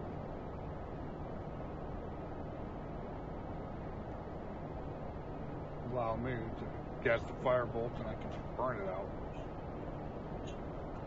Would you like to burn up Halaster's face, Certainly. Why Alibon? not?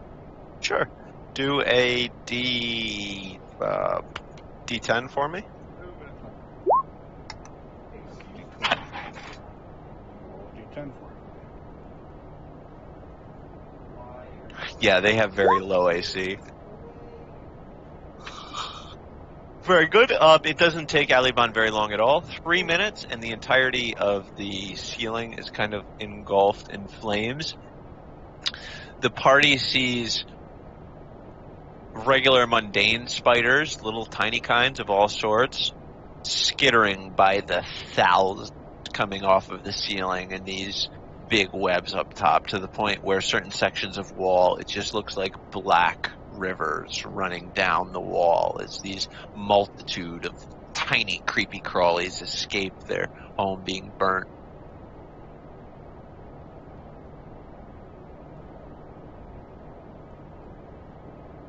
Kathira, spiders. No!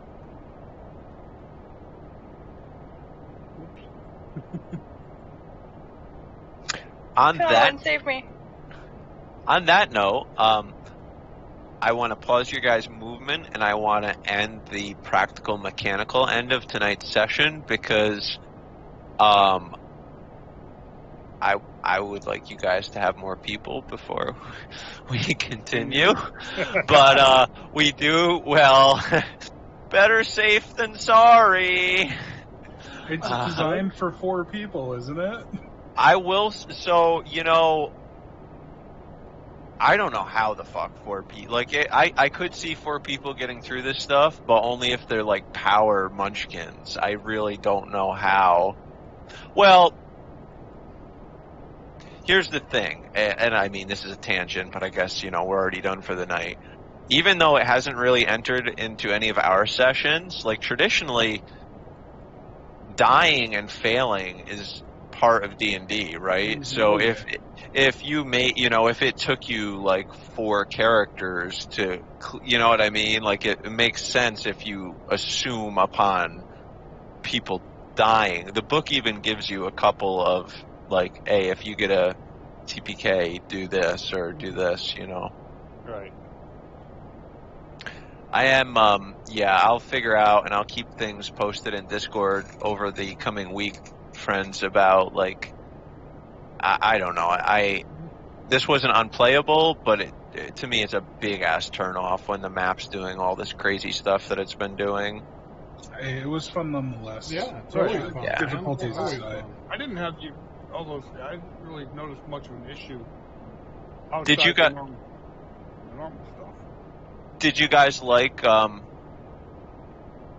it looks, like the aesthetic of the map when it was working all right? Yeah. Yeah. Yeah. Well, All right. I never had the issues with the transparency disappearing or whatever. Yeah. Yeah, I don't. It's really. It's only some people. I really think it's a back end thing. It's just like their code is getting crossed with something. Could be. Yeah. It doesn't That's seem beyond like my they're in a job. hurry to fix it, though. That's the problem. No. Like I say, man, I think that they know. I think they know that Wizards of the Coast is going to put them out of business in the next year. You know what I mean? Wouldn't And that be if that an is incentive to make yourself better, I mean, that's... Right. no, because they can't compete. No other virtual. Well, this is my opinion. Because Wizards of the Coast has D&D Beyond, nobody can compete with that. You know what I mean? Well, you got Like- to look. I think they're also using Roll20. The people on this are also other game systems Right. are using here as well, like Pathfinder and all that stuff. Yes, I agree. I would imagine Pathfinder and a company, you know, yeah. Probably Cthulhu people, and maybe some Shadowrun, and maybe the Stargate game too. Right. Sorry to interrupt, guys. I'm gonna say goodbye. I gotta take care of some laundry before bed. I had a great session. Good night, Lily. Yeah, dude. Have a good night, Good night. Lily. Have a Catch good you next night. time. Yeah. Craig, didn't you post a link to the forum where somebody made a comment about all that too? The You're talking- memory leak and other things. I DM'd you this morning. Well, yeah, that's why. Like this, I was going back and forth between D&D stuff and personal program and stuff all day, and that was like the beginning of the, like 8 a.m. or something. I DM'd it to you because I was looking online trying to sate my curiosity, and I saw that thread, and it seems exactly what's happening. It literally seems exactly what's happening. All right, all. We'll have And I just have nothing. I Here can't tonight. combat Thank it you for because viewing it's us. like they're not clearing. you know, They're leave a not follow doing any if you, garbage if collection. you Is what can. it is. Like whenever you That guys would be make great, a movement, but it's if just not, the adding views to are this always fucking welcome. memory Appreciate it. queue. Thank Is what you. I'm assuming. You know. Okay, I Oy, oy, oy. noticed that